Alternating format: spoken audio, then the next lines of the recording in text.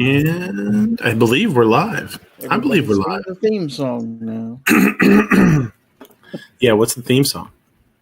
I don't know. We don't have a theme song, unfortunately. Welcome to Walmart. Get your shit and get the hell out. That's our theme song. At least they got a late snobs out there. Oh, now it's live. Snobs out there all sad. He's a sad sack snob. Because I'm off to the rodeo. So, thank you for tuning in to Sunday Night, the Closer. Thanks for watching. We got a bunch of articles to talk about, and we got roll call here, so we'll probably try and get him as wound up as possible because that's usually good entertainment. Get him wound up, some bitch of the week. That's right. Yep, we gave him some beer and some Red Bull, and we gave him a whole case of Pixie Sticks. He's all raring to go. He's been drinking Four Loko and doing lines of Pixie Sticks, so he's all hot. He's all hot and hammered. He's ready to go. Well, actually, Midnight, they were out of the actual Pixie Stick brand, so I got some of this Pixie Stick with a CK from China. So it's got to be pure sugar. Pixie Stick. Until he starts mainlining Monster, I'm not impressed. Yeah. Anyway. Moo, moo, moo, ooh, ooh, ooh, ooh. It even went on to a second line on mine. That's a lot of moves. That's a lot of mooing. So I'm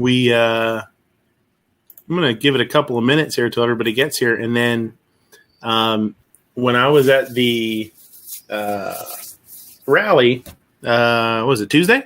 Me, New York Outcast, Walter Davis was there. Walter Gibson was there. If you know who Walter Gibson is, he does an awful lot of speaking. He spoke for the at the Red Flag hearings. He spoke in Pittsburgh for the preemption talk when they were trying to ban ARs. He spoke there. He's a cool dude. He was there. Said hi to him. And Kent Hauer was there. If you know Kent Hauer, he's a Green Mountain Defense on YouTube. He's Central PA, and I fucked up. And I fucked up, and there was a couple of people there that I didn't get a chance to say hi to, and I should have. But one of the people that was there, actually, his name's Dave Bray, and he sang the national anthem for him, and he does a lot of. He has a band. I forget what state he's actually in. I think he's in PA, but he does. They go to Maryland and Jersey and all the way upper East Coast here, and then he does a lot of stuff on his own. He sang the national anthem, and I got a hold of one of his CDs there. When somebody was handing out his CD, and it was not all music; it was music and just him, his talking about his life and stuff like that.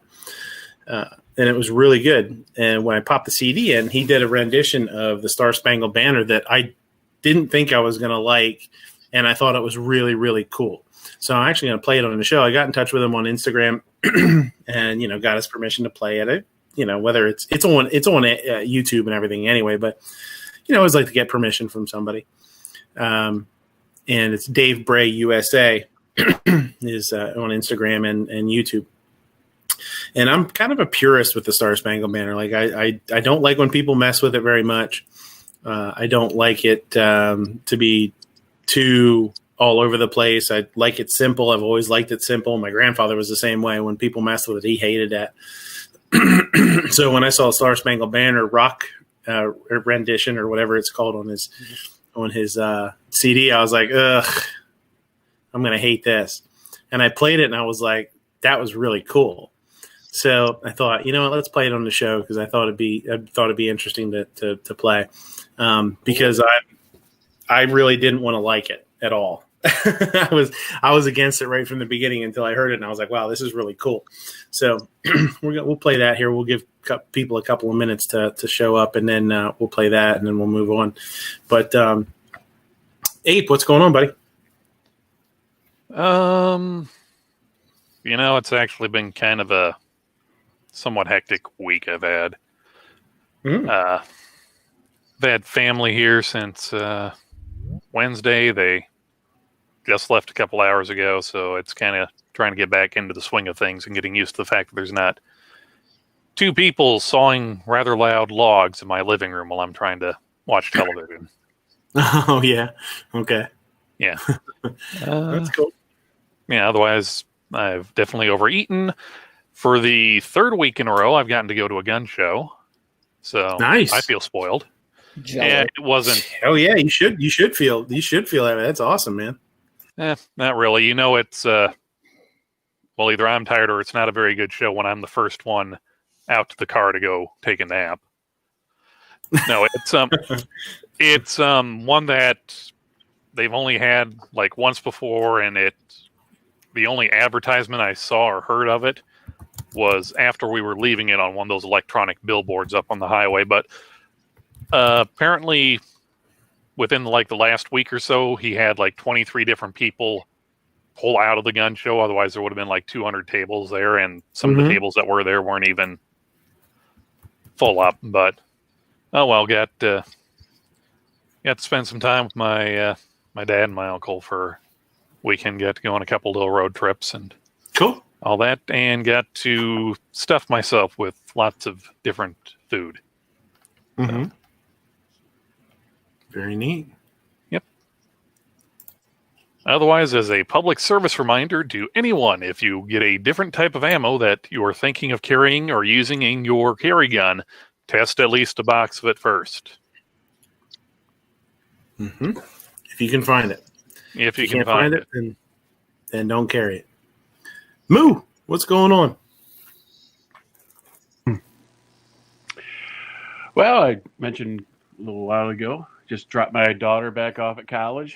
Won't see her again for another 2 weeks. And she's bugging me to get her a car. Bullshit. So send your money to Venmo at Two Life Blue. So which car does she want? Tell her. Car What's as that, in Gary? room or car as in KHAR? Well, I'd rather get her both, but she wants to get a job while she's living on campus, and so she wants a car. And so I don't know. Anybody want to buy an 870 for $100? Moo, it's very simple. You go down to the local police impound, like maybe on a Friday when no one's really paying attention. Go grab yourself a couple of bicycles, tape them together, and tell her there. It's got 4 wheels and it moves. I told her she's going to take her bike. I had a bike for 4 years in college. Come on. Look, a rascal scooter doesn't count as a bike. Do what other chicks do. Date a dude with a car, then you don't need to worry about it, right? Her boyfriend lives back home. I had a bike in college. I Not for long. It was hard to pick up chicks though. Yeah, so I'll probably get her a beater with a heater so she could drive around campus. And there you go. Something good enough to where she could drive home. It's about 75 miles one way. 84 Cordova. There you go. Yeah. Hey, Moo, be real hilarious with the daughter. Said, "Hey, I bought you a Porsche," and then you just pull out the Hot Wheel car. There you go. A Toyota. And give her baby Yoda. There we go. Toyota. Oh, but one other thing. When we bought the house and moved in April, out back is all woods. And the previous owner had like a homemade PVC deer feeder. Mm-hmm. I went and bought 50 pounds of corn. I put it out, and within 30 to 45 minutes, I had 3 deer 15 yards from my back door. Cool. Yep. Awesome. Sneaks. So I've been watching them all weekend. It's been pretty fun. So that's it. Carry on. Next person. Did they give them different names like backstraps, summer sausage? Oh yeah. My wife, she was like bugging me. She goes, you're a pretty good shot with your bow, right? And I'm like, yeah. Did you also tell her, but it's hella illegal to shoot over bait? It wouldn't be the first time I fractured a law or two. True, but with us idiots here, we could probably get you to admit it on air. And then it's, hold on. There's a big doe back here too. She's big. But anyway, enough about poaching. Potential poaching. Cool.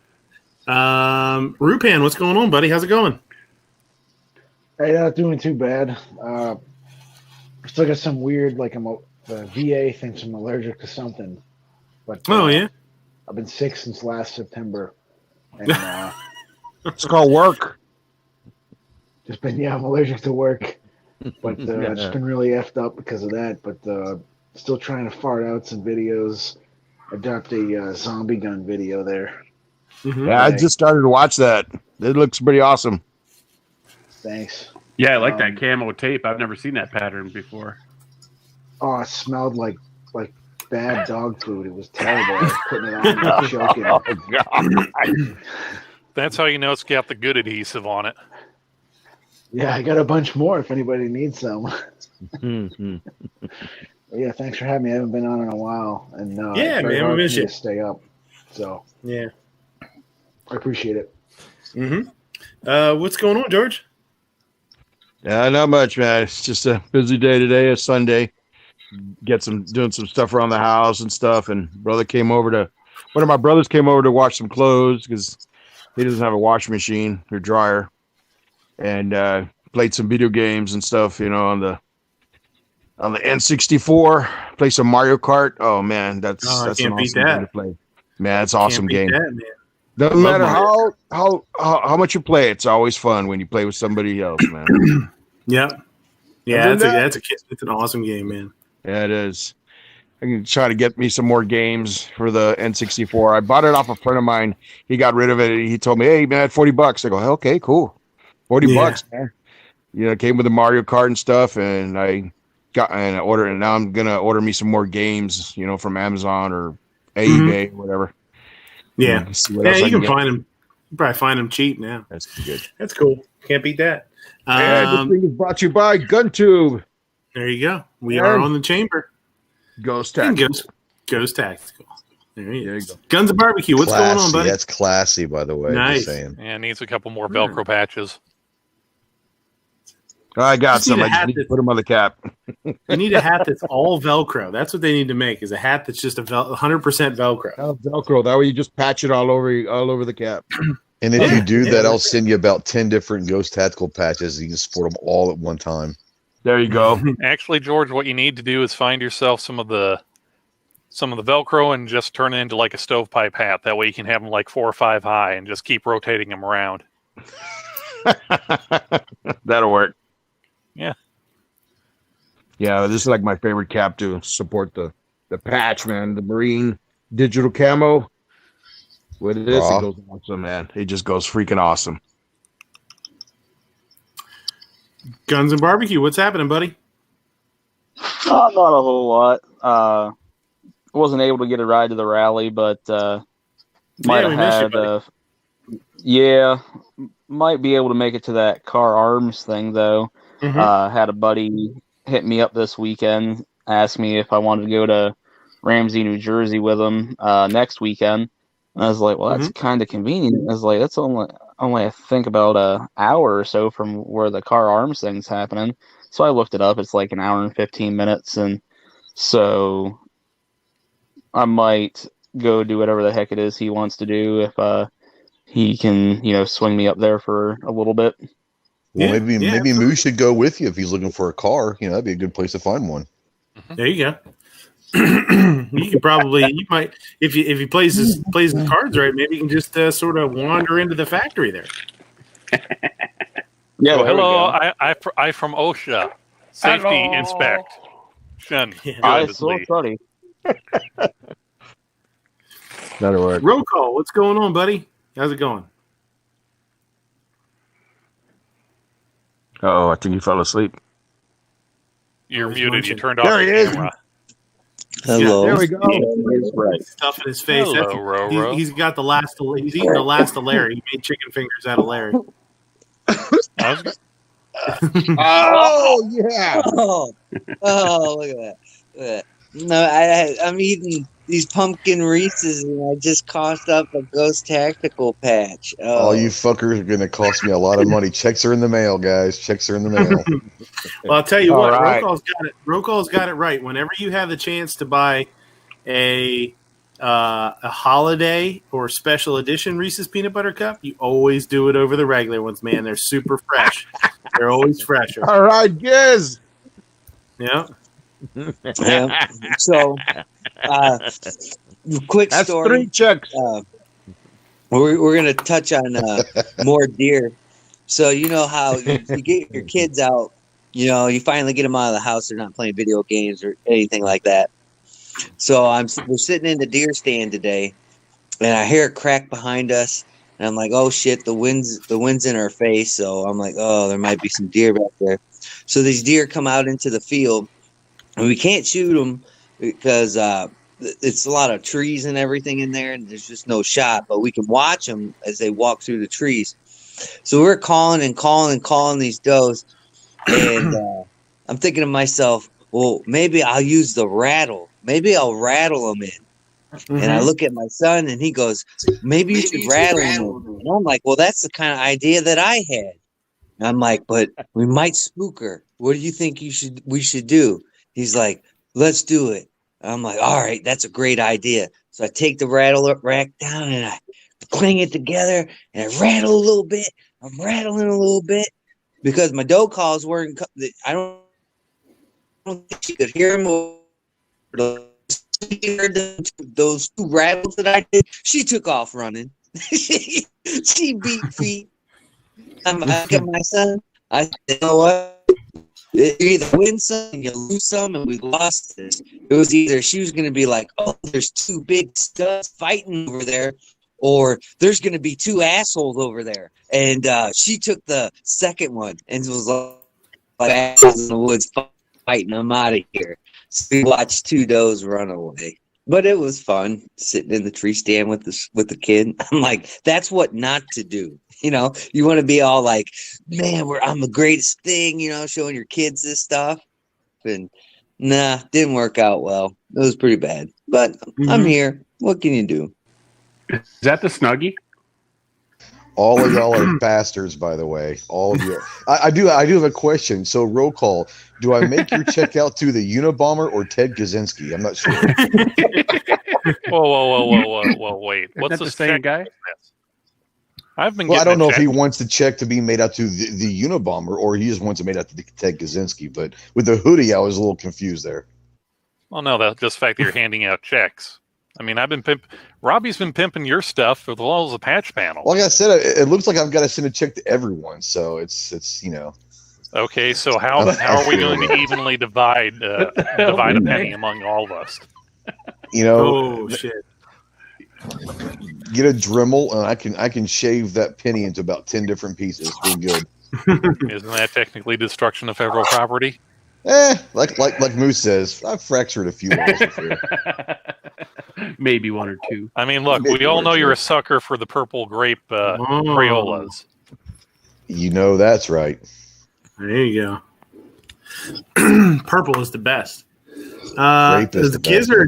Gizzard is super pimping Ghost Tactical. I want 3 chips. So Gary wants 3 checks just to himself now, I guess, huh? Well, one for him. Man. Next thing One you know, for I mean, George. I'm surprised. Yeah. I'm surprised he doesn't have those things stuck to George walking around the house behind him. Well, I need to get one of those cat outfits. Maybe George will wear for Christmas or something. There you go. Well, look, Price Ghost. is right. Look, Ghost. Gary can make it a lot easier for you. You only have to put the actual amount on one check and just leave the other 2 checks blank. Just remember to sign them both. I'll make sure I sign them all. You guys just fill out whatever you want to fill out. It's all good. Yeah, it's no big deal. We'll decide what it's worth, you know? Oh, man. I want cash. I don't want to claim this on my taxes like Trump. I want cash. No, it's got to be checked 'cause I'm writing it off as advertising. So, you know. There you go. Business. Yeah, Well- business expense. I just want 3 patches for life. Oh, that's it? That's Yeah. all you want? Okay. Remember, when you fill them out, you got to take them to the right place. The people at the bank looked at me sideways when I said, "This is a check for 5,000 rounds of 9mm."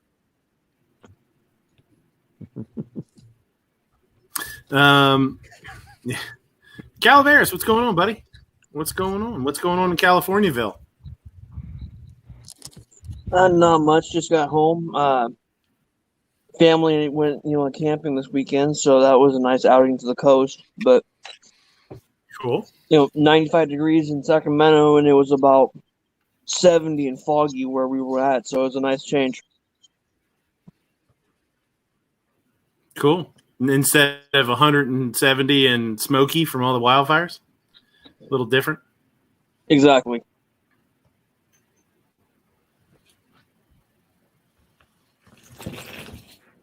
Oh, look, George has got his. Yeah, this one glows in the dark too. This is for the patch. This one glows in the dark. I like how all you guys got PVC glowies, and I'm stuck with this fucking ragamuffin Soma. I actually like my favorite is the Soma. I like that better actually. Yeah, I like sewn ones too. It's cool. I like sewn ones, and I like demo like first runs that are messed up, like ones that aren't perfect. Practice patches. I think they're cool. So, what's going on, Ghost? What's happening? My favorite. I'm a little sore. We had our midlife crisis boy band, No Direction. We had a little rehearsal today, so I'm a little sore today. But fuck all of y'all. First of all, thank you, but fuck all of y'all. This is kind of weird for me. I'm not gonna lie. So, I don't know, Ghost. If I you just showed my support. I appreciate you, brother.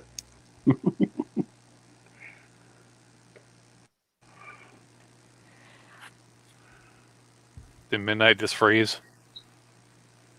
I think so. His camera went off as well. So He gone. Ladies, gentlemen, and Jonas of all ages. Just awkward silence. Am I back? Hello. yeah, we hear you. Hello.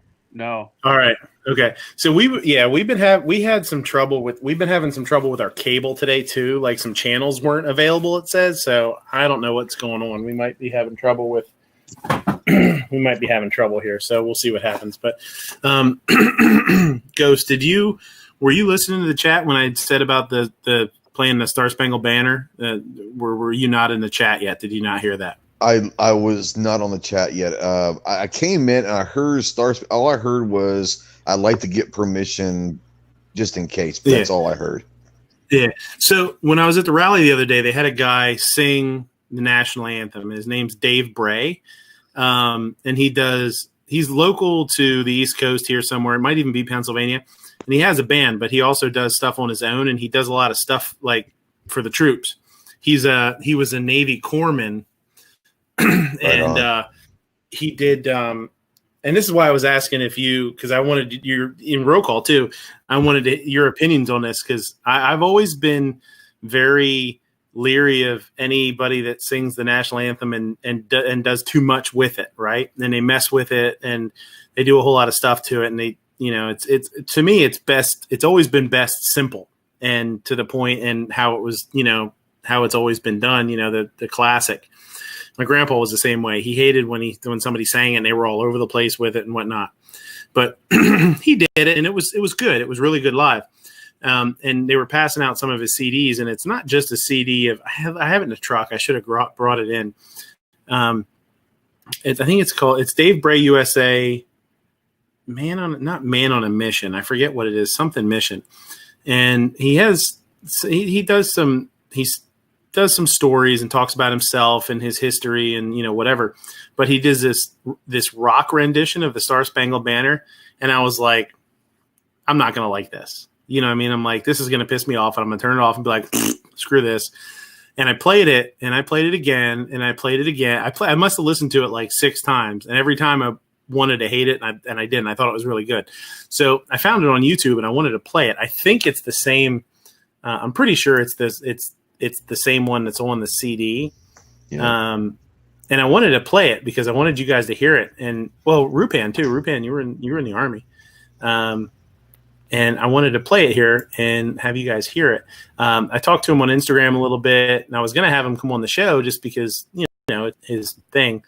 But he's actually going to be at the car event next week. He'll be playing there, him and his band. So if anybody does get a chance to go, say hi. Say hi for me. Let me screen share this. Yeah, I typically don't like. I mean, my wife, it drives my wife crazy because every time I hear the stars going, I said, "Oh my god, just sing it." I don't need a concert. I don't need it to be a music video. Now, I don't have a problem with different interpretations as long as it's like classy and all that. But it's when they're singing it and they're trying to like do all these runs and just sing the song. Dude, it drives me nuts. I'm 100% the same way, and that's why when I saw this on there as a rock rendition, I thought I'm gonna hate this. This is gonna piss me off, and I'm gonna be like, meh. Yeah, see, I love the Hendrix version. I think it's awesome. It's really cool. He does it, and it's weird to say, but about halfway through, when he really sort of kicks it up a notch, it reminds me of Trans-Siberian Orchestra a little bit. Oh, I or love something them. like they would. That's good. Right. Yeah, that's cool. So you might dig. And I mean, I'm sure there's people out there that are purists and are like, oh, this shouldn't, he shouldn't do this. He should have kept it simple. But it's really cool. So let me play it. Let me make sure you guys can hear it. Yeah, of course. I haven't heard Can his you guys yet. hear it? Go for it. Can you hear it? No, nothing. You couldn't? Did you remember to click share sound on the bottom? Yeah. You guys can't hear that? No. Son of a bitch. We would like to ask everybody to please stand. Gentlemen, remove your hats. Ladies, do whatever you do. If you do not identify as either one of those, just plug your ears. Let me try. Ladies, remove your shirts. Careful now. Some might take that as a challenge. Well, they probably have a bro on. A bro. All right, can you guys let me see if can you hear this? A man's ear. Can you hear that? I see it, but I don't hear anything. You don't have the audio. Son of a bitch. We see your live chat. Yeah, I'm looking at your YouTube studio screen. All right, hold on. Super secret stream key is 555. You've hyped this up so many times now. You got me like excited. Just do the beat version there, Midnight. Hold on. Let me try again. There we go. You got it? Okay. Now we can see it. Now let me see if you can hear it. Can you hear it? No. God damn it, Night Strike. Fuck you, This Night is why I Strike. find a technical producer. Last week it was fun. I am not the TP. I am merely the hype man. Last week it was fun. Now it doesn't want to do it. You are not a hype man, Ape. You are the hype man. That's correct. Ladies and gentlemen. I do not cook the burgers. I just have to try and sell them to some idiots. There it is. There we go. Yeah, we hear it. You hear it? Yep. Okay, cool. All I had to do was try 5 times and then it worked. That's what she said. Yeah. All right. Isn't that how you got Mia to marry you? You just kept asking her? Nerf shooter 5 times. All right. So let's Nice hopefully you guys can hear this. Let's play it up here.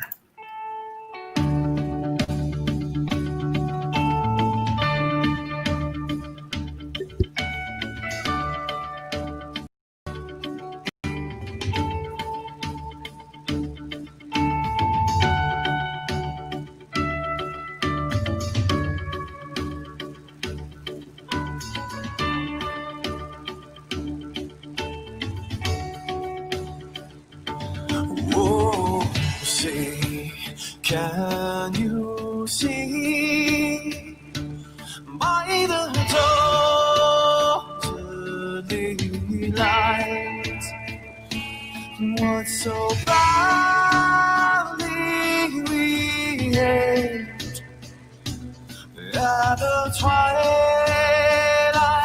last gleaming, whose broad stripes in bright stars through the perilous fight.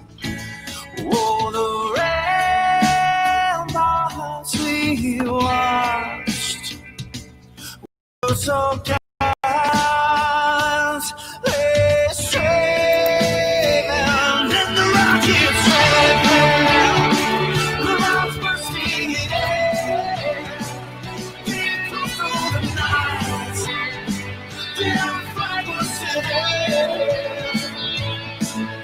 Oh, Santa's outside, spangled banner, yeah, all around this land of the free, in the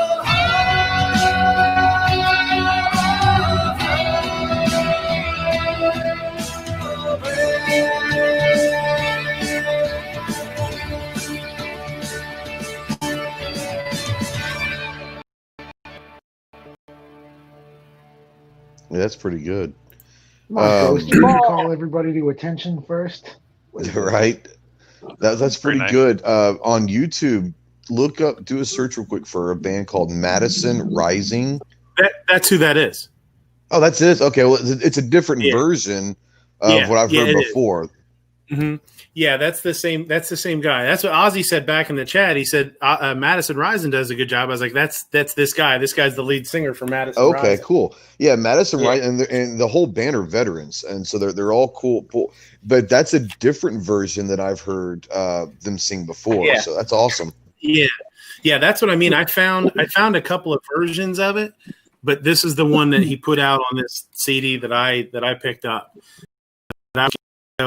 He does a lot with the song. Like, he really does kind of go all over the place, and I really didn't want to love it, but yeah, maybe I'm too much of a purist. I'm not a huge fan of that. I'm not saying it's bad. I have definitely heard a lot worse.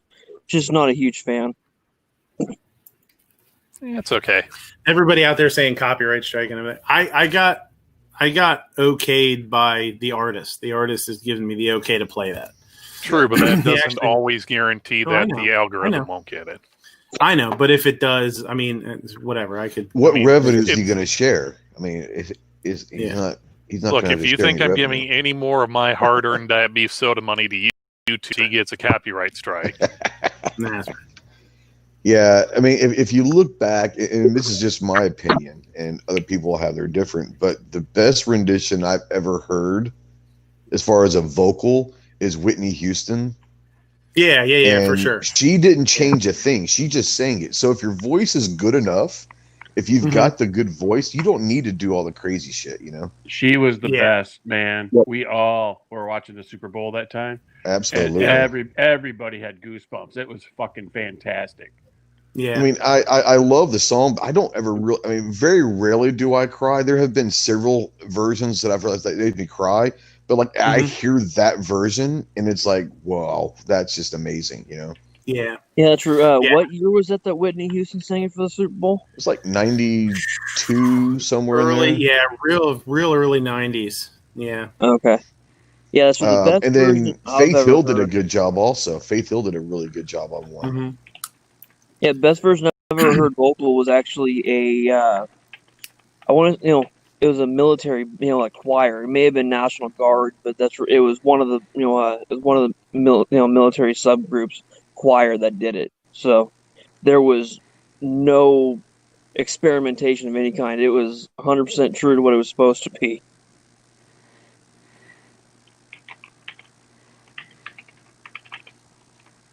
Yeah, I dig that. Like I said, that's a different version from a couple years ago. Like someone had said, "Hey, you need to go check out this Madison Rising," and I was like, I don't know what it is. He said it's a rock band that they're all veterans and they do a lot of stuff with USO and all that. And so I went to YouTube and did that, and the Star Spangled Banner version was the first thing that popped up, and I was like, at first I was like, I don't know about this, and then I was like, oh, this actually isn't that bad. He got a good voice and all that. So yeah, that's the same guy. It makes sense. So yeah, I kind of dig it.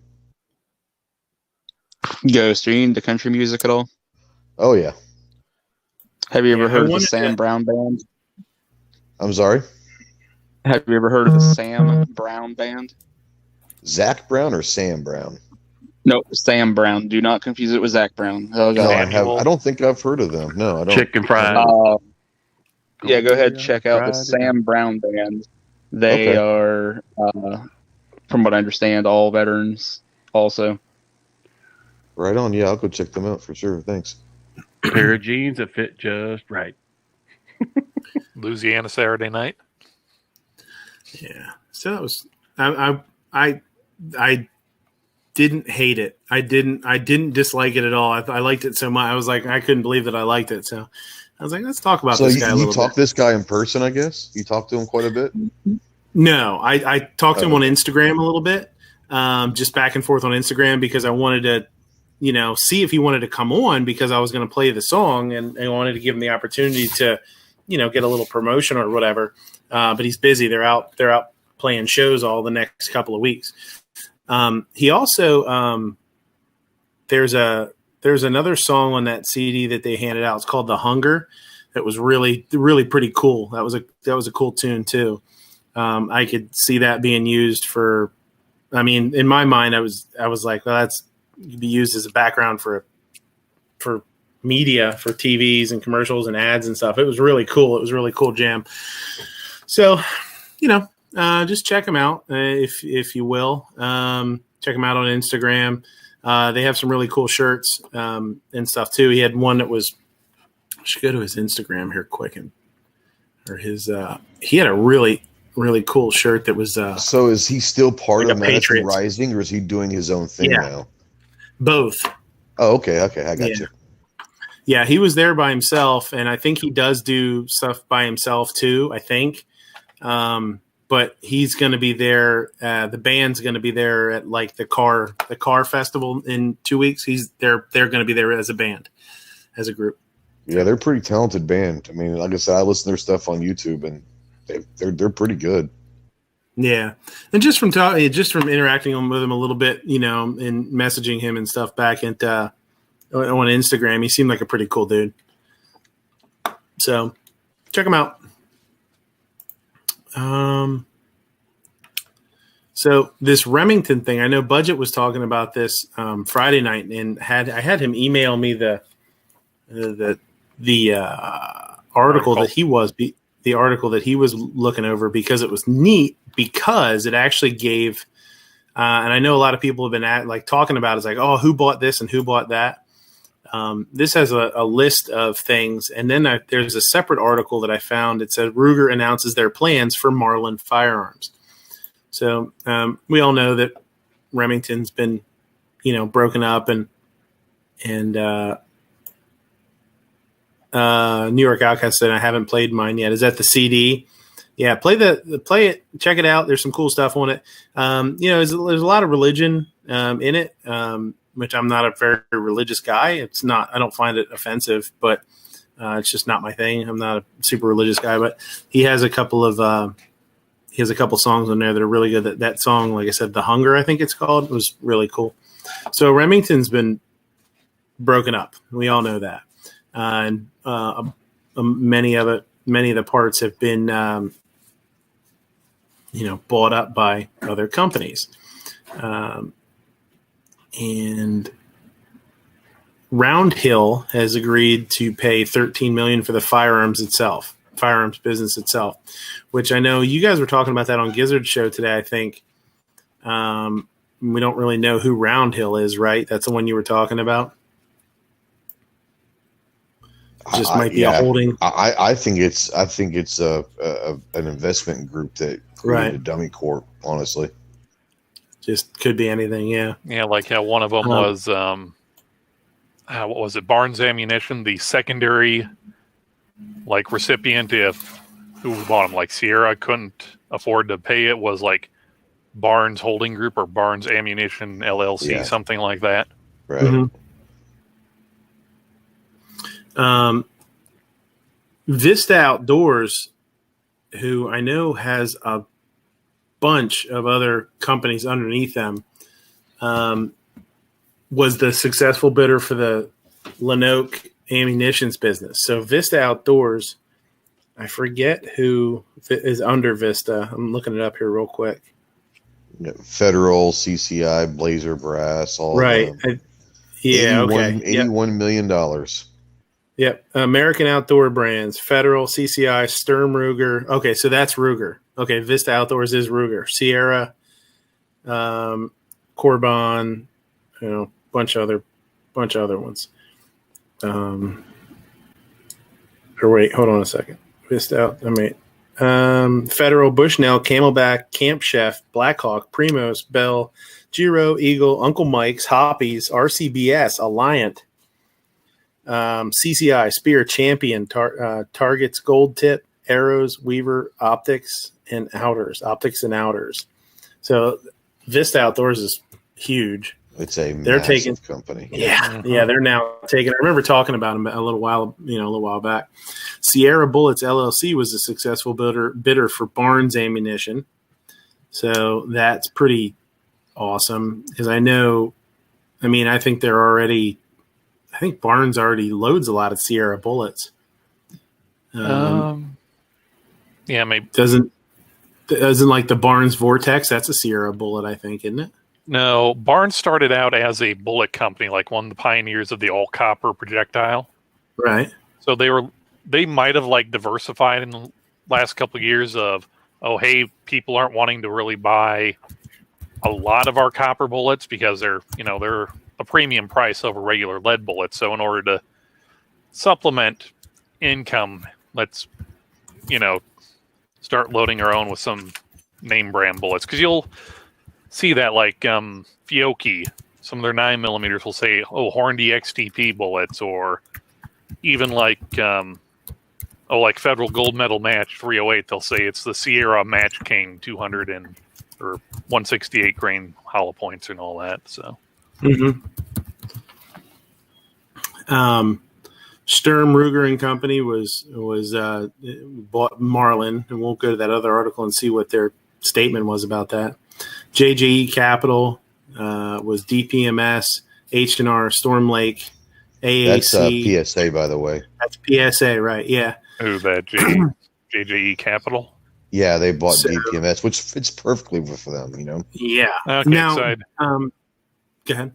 No, I had heard a rumor that the guy who had originally started DPMS back in the 90s had actually put together a I don't know if you call it a dummy group or a holding corporation to try and buy it back from Remington. So when the AR-10s from PSA, those are DPMS pattern rifles, right? Yes. Yes. Everything that isn't Armalite uses some form of the DPMS pattern.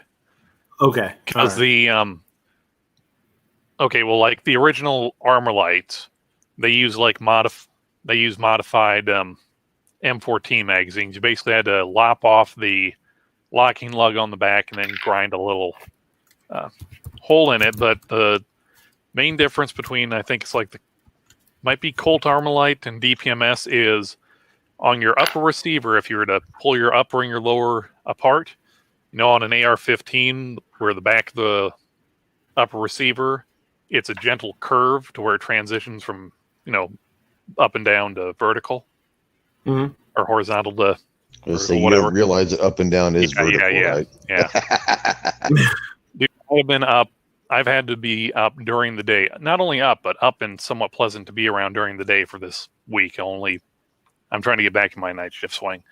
That on the DPMS, those are actually a radius, whereas on the Armalite, that transition from horizontal to vertical is actually an angle. So, and a latest Chris Bartolci video, I believe he actually said that the Armalite was stronger, and I don't know. I feel like a radius would have less of a stress concentration factor, but I don't know. I only know that they're different because our company had bid on contracts to make $300 a month a couple of years ago for Armalite of the uppers. Yeah. Franklin Armory was taking Bushmaster, which is cool. That's a good fit as well. Yeah, and Sportsman's Warehouse was getting Tapco, which makes sense a lot. I mean, for them to pull Tapco makes a lot of sense because they can sell anything. You know what I mean? Now, Exactly. didn't Sportsman's Warehouse go through like bankruptcy or get shuttered 2 or 3 years ago? Say it again. Didn't Sportsman's Warehouse, the box store, didn't they go through bankruptcy like 5 years ago or so? Or so I remember there used to be like I thought that was one or two up in Sportsman's the Outdoors. cities. No, it was I think it was Sportsman's Warehouse. Oh, okay. Because there used to be one in like Sioux Falls, a couple up in the cities, and then they just kind of like vanished over the course of 6 months. Yeah, I don't know. Or it could just be something where, okay, yeah, they went bankrupt. Some company bought the naming rights and just called themselves that to buy up, their outdoors and sporting goods related assets. There's roll calls, buddy. Yeah. So it says it's total. It's $155 million.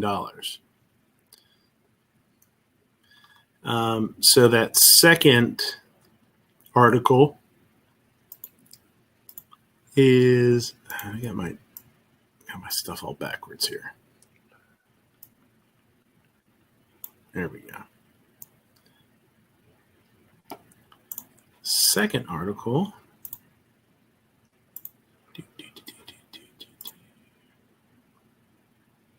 Ruger Quick Google announces search. Yes, Sportsman's Warehouse did file Chapter 11 back in 2009. Okay.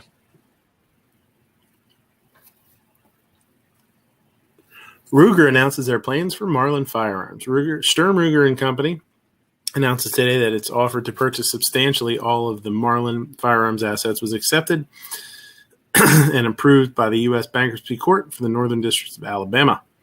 The company will pay the $30 million purchase price from cash on hand at the time of closing, which is expected to occur in October. The value of Marlin and its 150-year legacy was too great of an opportunity for us not to pass up. That and it's their chief competitor. So, I mean, what else is it? Not really. I mean, Ruger hasn't made an actual lever gun in probably about 10 years. Yeah, but the 1022 and the Marlin 60 and the Model 60 are right there neck and neck, Yeah, the 1022 has been trouncing it for decades. The value of the I wrote that. The transaction is exclusively for the Marlin firearms assets. The other stuff go to other places. The company will begin process of relocating the Marlin firearms assets to existing Ruger manufacturing facilities. The important thing for consumers, retailers, and distributors to know is that at this point in time, it is the Marlin brand and its great products will live on. Long live the lever gun. Additional information will be released when available. So they're going to be making it in their factories, which makes sense, I guess. Unfortunately, I guess that means that the current Marlin factories will be closed. So I wonder if there'll probably be some layoffs. I mean, there probably won't be able to keep everybody on payroll. Well, when Remington bought Marlin to begin with, they left everybody kind of there for a little bit, but then they made that big mega factory and kind of moved everything into there, and that's where a lot of the original QC issues came in. Was that okay? Yeah, you guys have been making this in what was it, North Haven, for decades upon decades. Now we're moving everything into Alabama. So if you want to move, here's our address. If you don't want to move, get out. Yep. So I don't know, man. Cross your fingers. Hopefully they do well. Mm-hmm. I mean, everything sounds good. It sounds like there's a bunch of really good things happening. Well, it's even if some of the lines, say Ruger decides to drop the Marlin 60 as a competitor to the 1022, at least it's better than Remington being bought out by a Bloomberg type company that just wants to close the whole thing down. Yeah, I mean, worst. I mean, hopefully they'll keep as many people working as possible. I hate to see people lose their jobs after a merger, but I mean, I don't think it, knock on wood, I don't know that this could have gone better for everybody. It seems like Remington's, unfortunately, they had to sell out or whatever, but the companies that bought them, from all we can see, are good, solid companies that have good reputations. And I don't know that it could have went better. Yeah, what do you guys the think? ammo plant is about an hour from here in Lone Oak, and it's a suburb of Little Rock, and there's 1,500 employees at that plant, and everything that I'm hearing is all this is doing is buying it, and they're letting the plant manager and everyone else run it as business as usual. So that's a good thing. Well, ammo right now, that's one of the out of all the firearms industry, they're probably one of the the ones that have the most solid 3-year business plan at this point, because that's where it was. I was reading something. An ammo manufacturer in Arizona was like $80 million backlogged, because of how much of a demand there is right now. So I would imagine that one there in outside of Little Rock, they've probably got orders coming out of their ears, that they would have a heck of a time trying to fill. So laying people off wouldn't be the best idea for the company.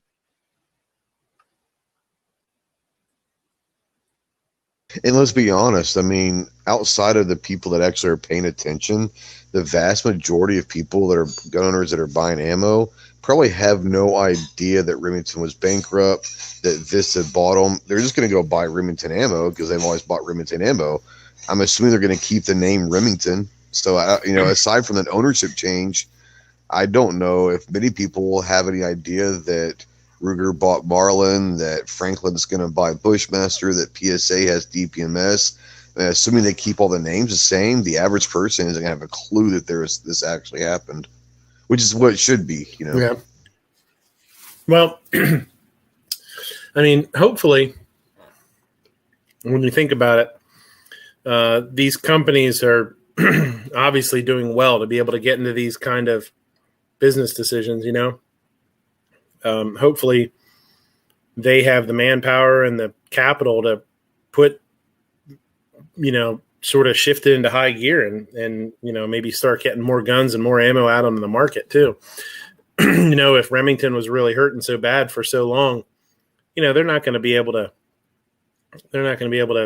I'm assuming they weren't able to really put money into it to really step up production and really kick ass and take names. And they were probably, they were at the end of their road. So hopefully, well, interesting thing about the ammo side of things is one of the reasons why the ammo side of Remington was struggling is half the machines that they use at the plant are quote unquote modern machines. A lot of the machines they use for production is 50, 60, 70-year-old ammo presses and all that. The problem with it is they had to spend a ton of money on revamping and refurbishing all those machines. Then on top of that, the newer machines that they got, the maintenance contracts were with that company, and they were charging enormous amounts of maintenance contracts to Remington. So hopefully with all of this happening, those contracts might be null and void. And I don't think they were making any money on the ammo because they're paying all these different maintenance contracts, these companies. It was screwing them. So I'm hoping a lot of this changes that to where it can be a profitable business. Yeah. Yeah, for sure. So I tell you what, I'm sorry, but one more thing I am excited about. What I'm excited about is that there are a lot of companies out there that could have gone after DPMS. I'm happy that PSA got it because what that's proven to me is that PSA is a legitimate player in the fire. I mean, we all know that they make, the products, the PSA is well known, but I don't know. I was not expecting PSA to jump in and go and get new acquisitions. So that's a cool thing. It means that they're obviously doing a lot better than people think. Hey, man, good for them. Yeah, for sure, because you see them as an example of a company that's doing a good product. As far as I'm concerned, they're doing a good product at a reasonable price, and they must just be doing tons of volume. But they really, I like them a lot because they really seem to have fun with the industry, with all the goofy lowers that they do, and stuff like that. They seem to be having fun with it. And I mean, it's cool to see. They do a lot of specials. They do a lot of neat stuff. So yeah, I'm really happy for them. And I mean, hopefully this makes them bigger and stronger and making sure they're, stick around for a little while for sure. I'm sure they will. Yep. I didn't even hear about this one. Hold on. Once again, apparently, Lafayette, Louisiana, after multiple people who are in attendance at the downtown rally and protest reported hearing shots fired, KLFY has confirmed with the Lafayette Parish Sheriff's Office that a protest attendee not associated with NFAC had an accidental discharge of a handgun. No one was hit. No injuries were reported. So there was another there was an ND at a protest down there a couple days ago, and I guess NFAC was there. So everybody assumed that it was them. And I guess it was this guy. The protest is never a good time for an ND, but that's a pretty bad timing for an ND. Yeah. Mm-hmm. Yeah. The protests had been peaceful for the most part, with only one person arrested so far, says the state police said. So yeah, what a shitty place to have a negligent discharge, right? I mean, I can only imagine that sets the crowd. I mean, that could really set the crowd off pretty nuts, I'm glad. If you've never been to the South Louisiana, what we think is normal, though, and peaceful is a different. They have a different definition in Louisiana about what's peaceful. Hold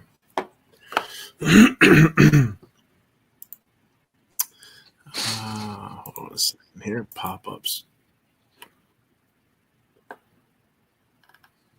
Well, that's not the right article. What the hell happened here?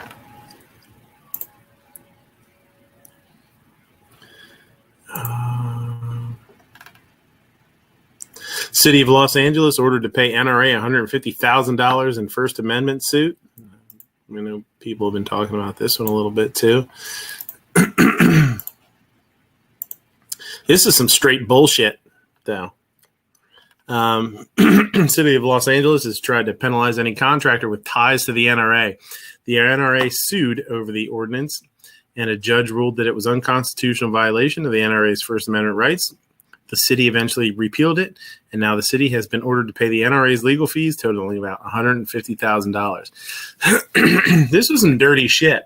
So basically, they passed a whatever ordinance to allow people to sue or to disclude any event, or to turn down or shut down any event that the NRA was attending, even as an attendee. Say it was a gun show or something like that, or something like, if SHOT Show was in California, which SHOT Show, I can't imagine SHOT Show would ever go to California, but this would have allowed them to shut down the event if NRA was in attendance.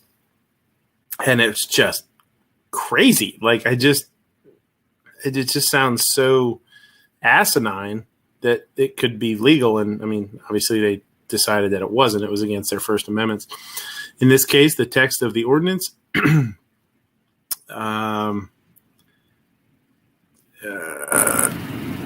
shows evidence of strong intent to suppress the speech of the NRA.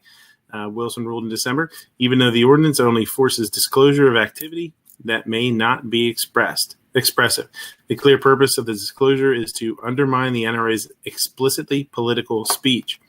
The NRA filed suit in April. NRA spokeswoman for the NRA, Amy Hunter, for the spokeswoman for the NRA, told the Washington Free Beacon, I almost said bacon, the rulings proved the city unfairly targeted the group because of its advocacy. Violations of any constitutional rights by government officials should carry consequences. She said the courts have rightfully imposed those consequences upon LA. The NRA will continue our fight and, as always, work to hold politicians accountable.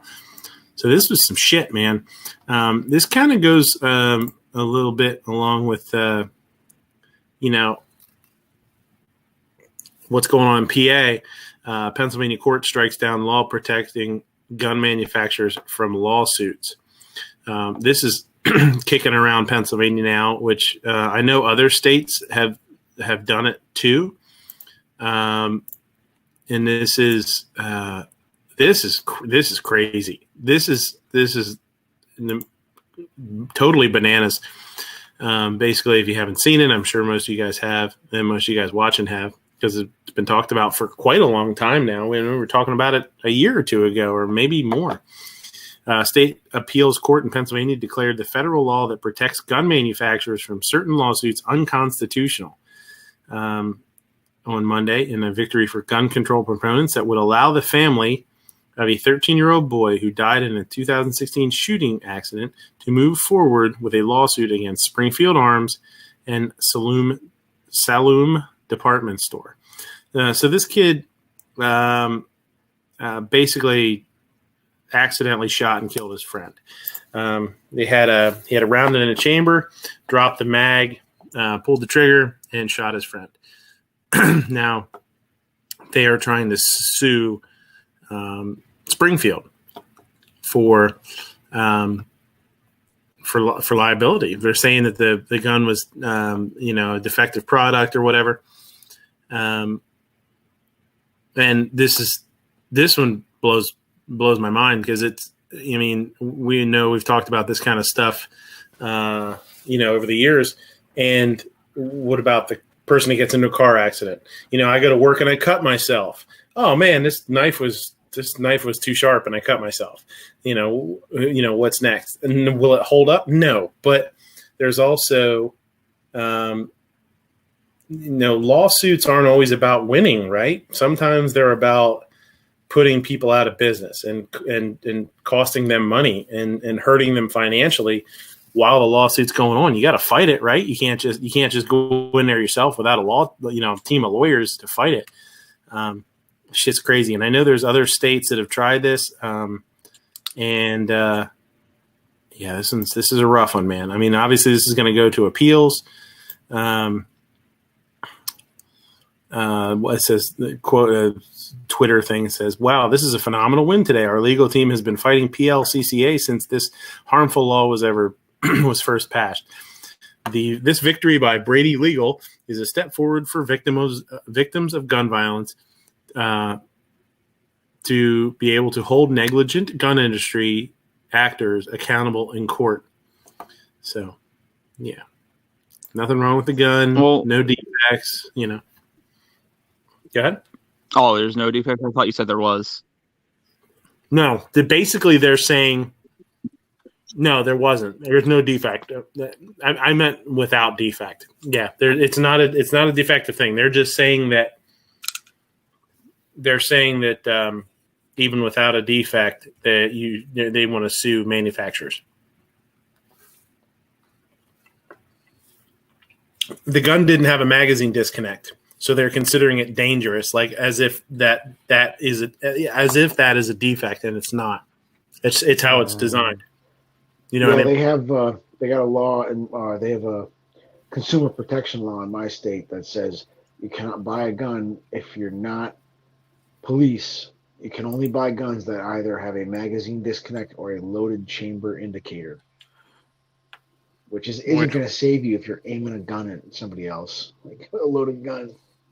No, and without knowing exactly which gun this is, was it one of their 1911s? Was it a XD series? Because I know that both of those have loaded chamber indicators. The XD even gets a little happy dongle when you load it. Well, the fact that this kid probably didn't check the chamber, underage, but he probably didn't check the chamber anyway. So, I mean, it has nothing to do with defective. It was the fact that there's a loaded round in the chamber. He didn't check it. He didn't clear it. You shouldn't be pointing a gun at anyone anyways, whether it's loaded or not. I mean, there's a whole lot of wrong with this. None of it was the fault of Springfield or whoever the other company is. No, but that don't matter because feelings and evil company. Yeah, it'll get struck down. It'll get struck down in a higher court. It's not like the rifle is going to point itself at anybody and start shooting. I mean, yeah, I've got a. No, go ahead. Oh, no, go ahead. No, I was just going to smart off of saying, So well, now if I build a Terminator and it has an arm that is a rifle, is that the gun pointing itself? One of the best memes I saw on Instagram last year, or something like that, was a picture of an AR-15 leaning against the wall, and it says, "This has been out all day and hadn't killed anyone yet." You know? Yeah. I think my gun is defective. Mm-hmm. Yeah, Pat Hirsch saying sue automakers.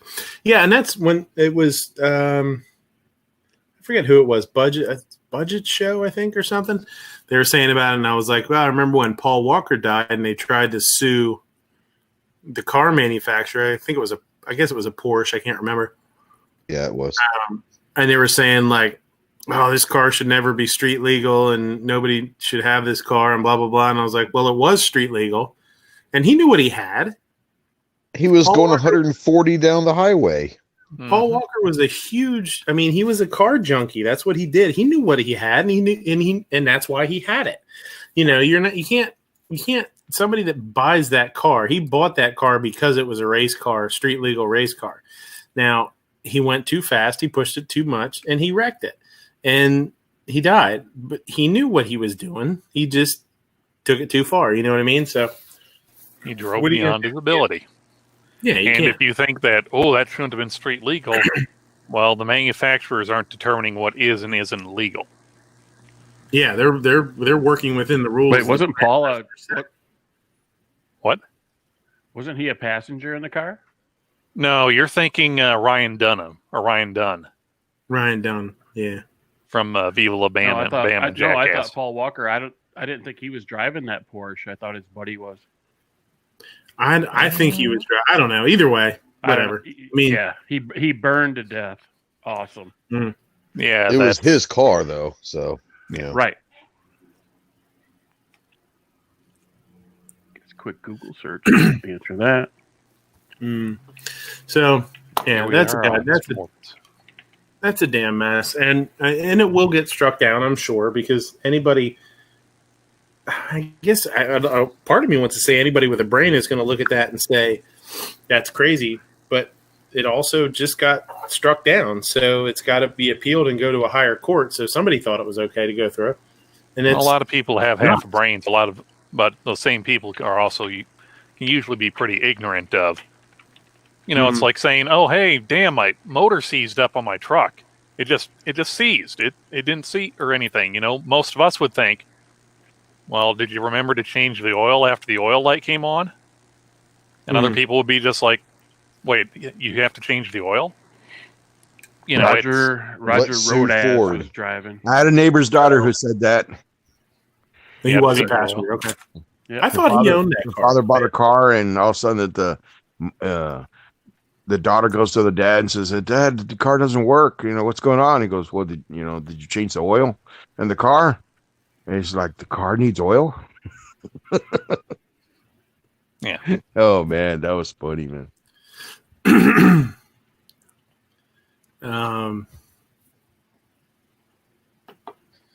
see what else we got here. You can sue lawyers for selling.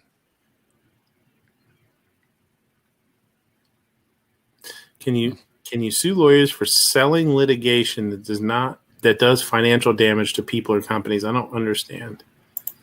You can. You I mean think if you can bring sue a for frivolous defamation. lawsuit?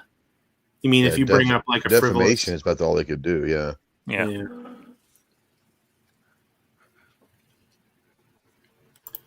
Hey guys, I gotta go to And bed. All right, see you, buddy. Thanks for stopping in. Thanks for having me. Amen.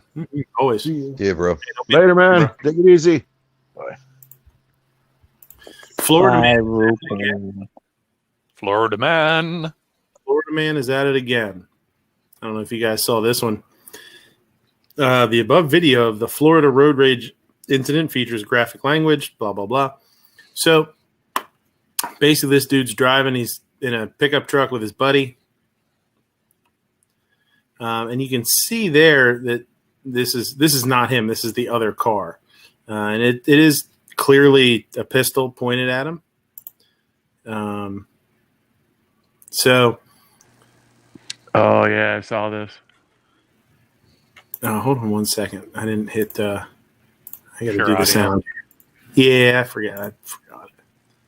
So this the dude that like shoots through his windscreen and posts it on Facebook, and everyone gets in an uproar. Right. Yeah. Mm-hmm. Remember, boys and girls, if what you're doing is sketchy, legally speaking, I just don't noticed. post it on social media. I just noticed Abe's got the Ghost Tactical patch on Roddy. So Yeah, he does. yeah. So there's some. My thing with this, and I don't know if you guys saw this or not. Let me speed it up here a little bit. 'Cause there is. Now he's behind the guy. So he comes up. I guess he brake checks him. And I think it says the guy in the back does come in contact with him. He says he does bump him. When he goes around him. What the fuck you want to do, bitch? So he goes up, he gives him the finger. The dude drives around him.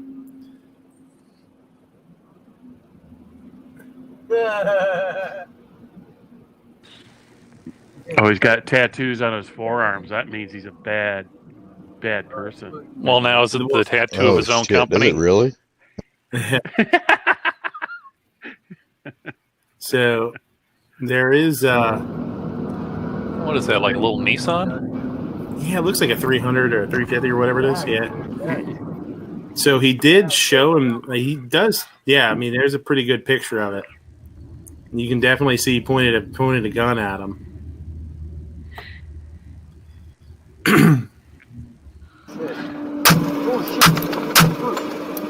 And when he pulls back in front of him, pulls up beside him and goes in front of him again, this dude just cuts loose. What a dumbass.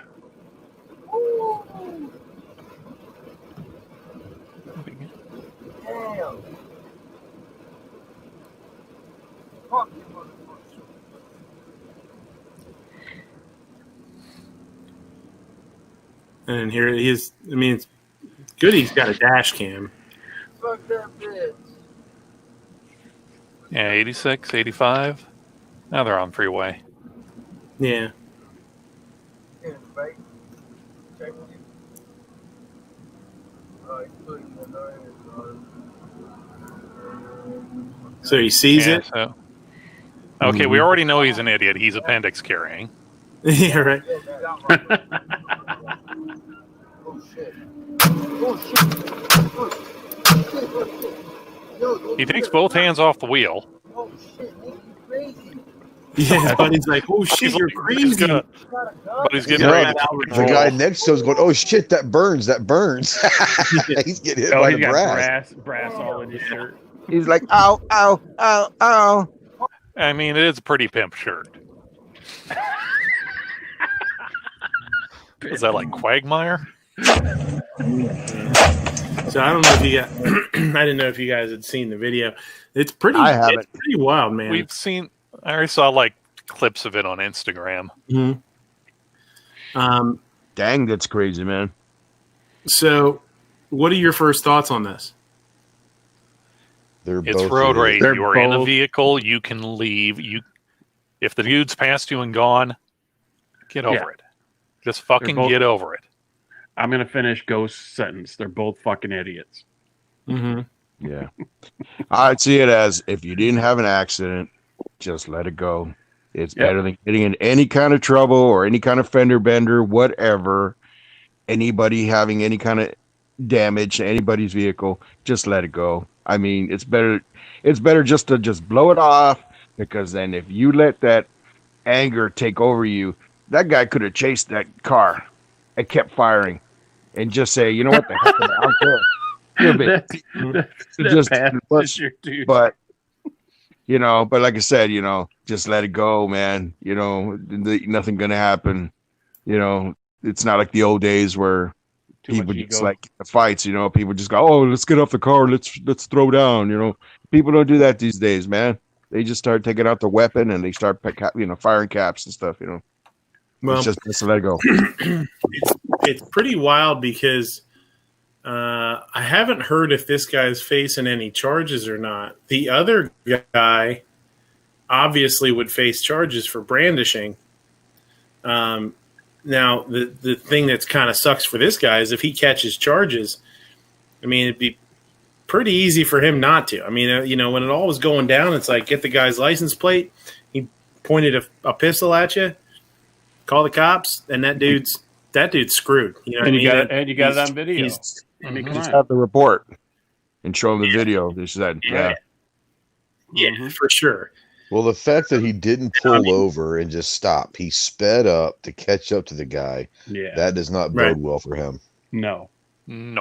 Yeah, it's going to look bad. It looks bad for both of them for sure.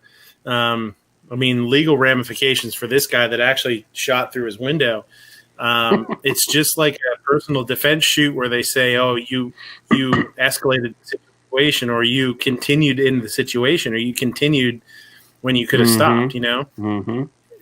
That's the first thing they're going to say is like, "You could have stopped your car and let him drive off, and you didn't." So it's going to be really interesting to see what happens with this. And I mean, there are definitely there's going to be some stuff to learn from it, I think. You know what I mean? It's pretty wild to see somebody pull out and just start throwing rounds through their front windshield, Well, it's going to be interesting because, unfortunately, it very possibly could go this way, that his acts of quote-unquote self-defense are going to make him forego his rights to own firearms. So, Right. ironically about that, Exactly. Well, and I mean, every time somebody does something like this, that they get in trouble, if they sentence him to something, it's one more notch on the bedpost of the anti-gunners that say, look, these crazy people are doing this, and this. We need to get rid of guns. We can't let them, there was a road rage incident here a few years ago. We talked about, 2 years ago, I guess, or a year and a half ago, that we talked about on the show here. And it was a guy that pulled a gun out and shot and killed a girl that was driving. They were both in cars, and they tried to pass a law in her name that would not allow you to carry a loaded firearm in a vehicle. I mean, people do this shit, and it affects us. You know what I mean? Like, I'm not saying that this guy shouldn't have been afraid for a guy pulling a pistol out on him. I mean, dude, if I was driving down the road and something happened with another car and he pulled a pistol out, I sure would be afraid. You know what I mean? I'd be like, holy shit, that guy just pointed a gun at me. But my instinct isn't going to be to keep driving and speed up and catch up with them and shoot them and come in and try and have some sort of interaction with them. Especially if you have a passenger in the car. You get a passenger in the car, it's like, yo, get that guy's license plate. We're calling this shit in. I don't, this isn't cool. And he didn't do that, Instead, he put his passenger in danger too, more so.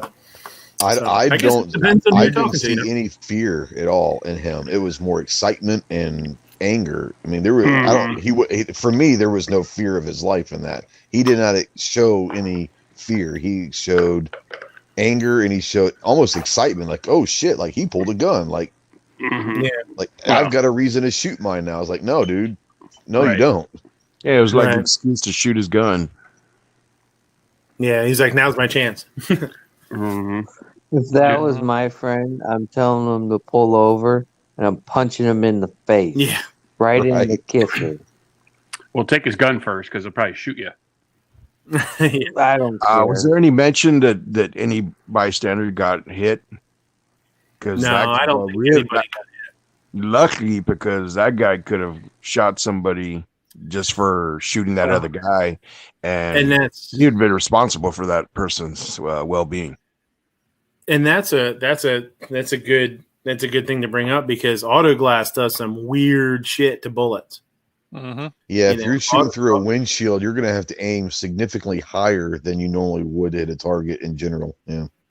Or Going lower, in or going if you're out. shooting in or out, right? It depends, right? Yeah, if you're shooting in or if you're shooting out, yeah, you got to shoot more higher. If you're shooting in, you got to shoot. It's just weird because the curvature of the glass. But if you haven't ever done any experience with that, you don't understand that. And like you're right, that bullet's going to go crazy weird than what he anticipates it going.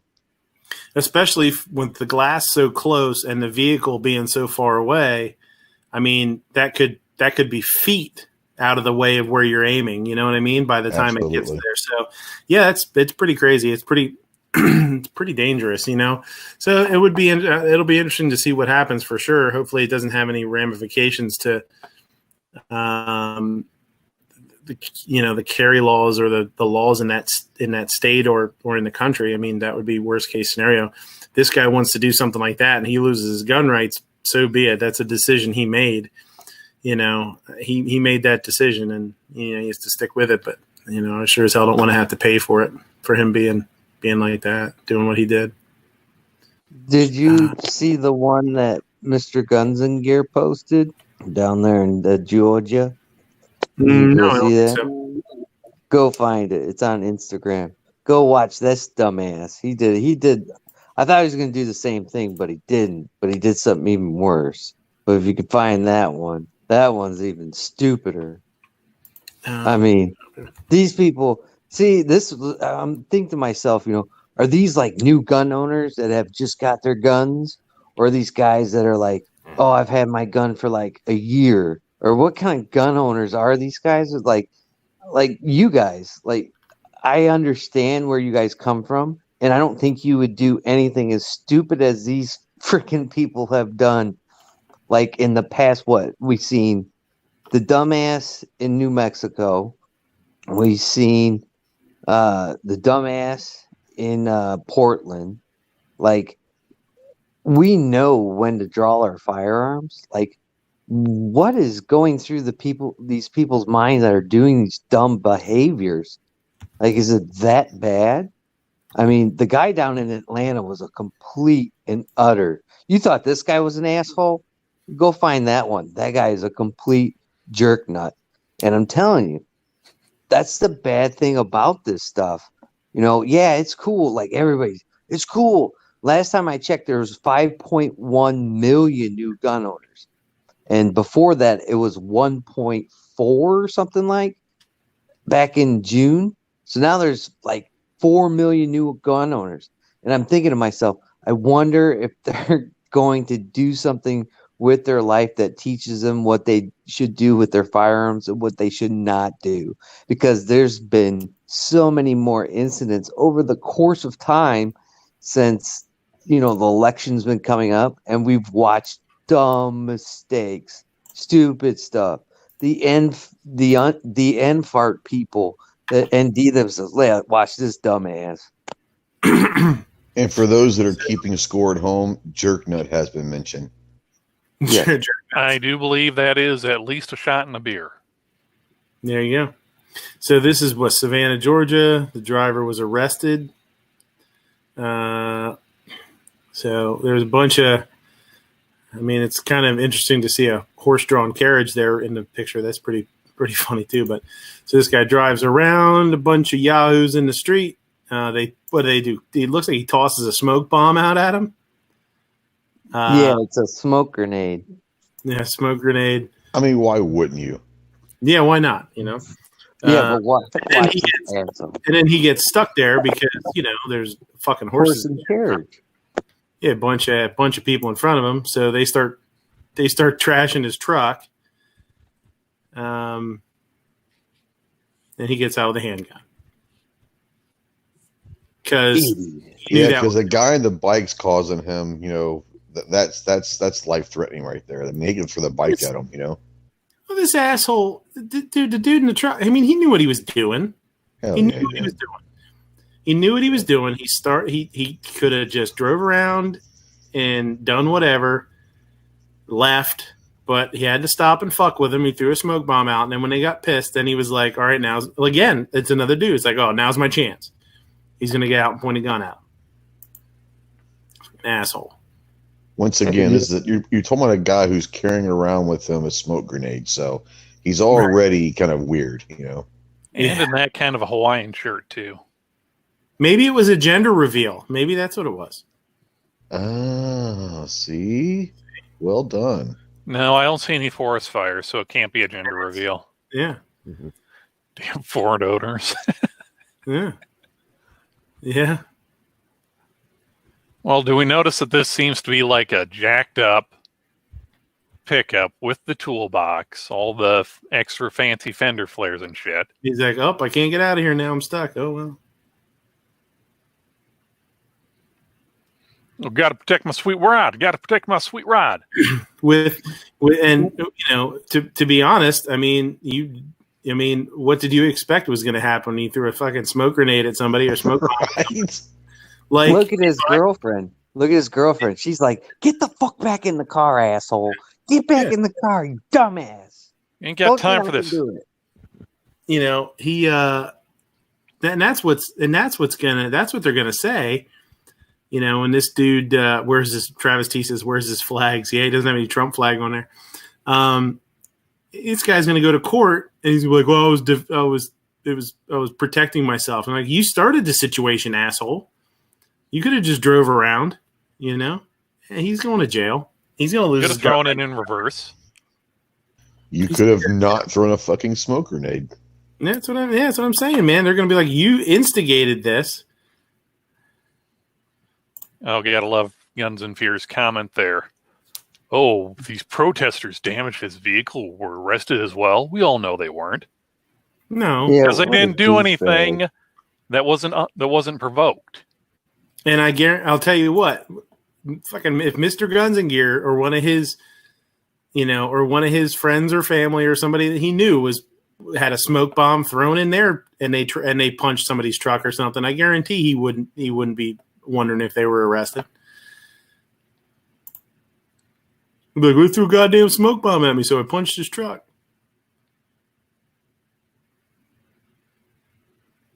Now, see right there, he's going like, you see, you want it? What's going on, huh? What's going on?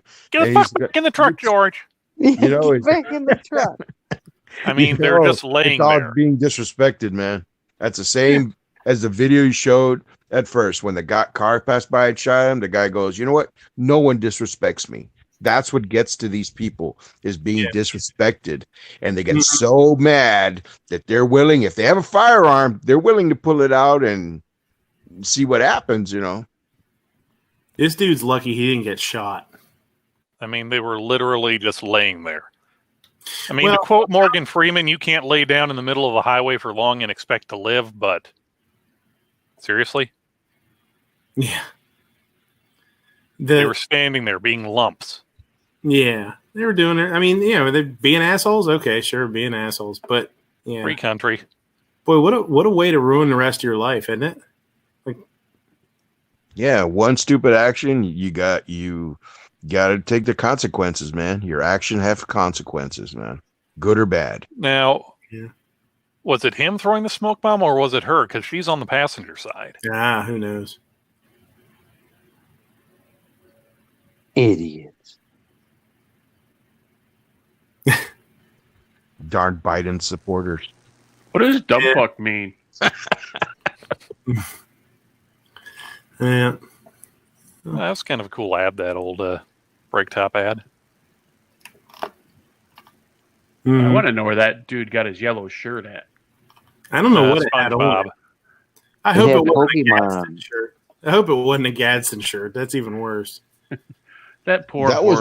was my first thought. Is that looks like a Gadsden shirt? That's what I thought too. I hope it wasn't. Is that's going to look even worse for him then? It's a Proud Boy shirt. Looks like obnoxious. No, that'd be an orange shirt. Well, now Yeah. hold on. This is a publicly funded CCD camera, so the color contrast might not be perfect.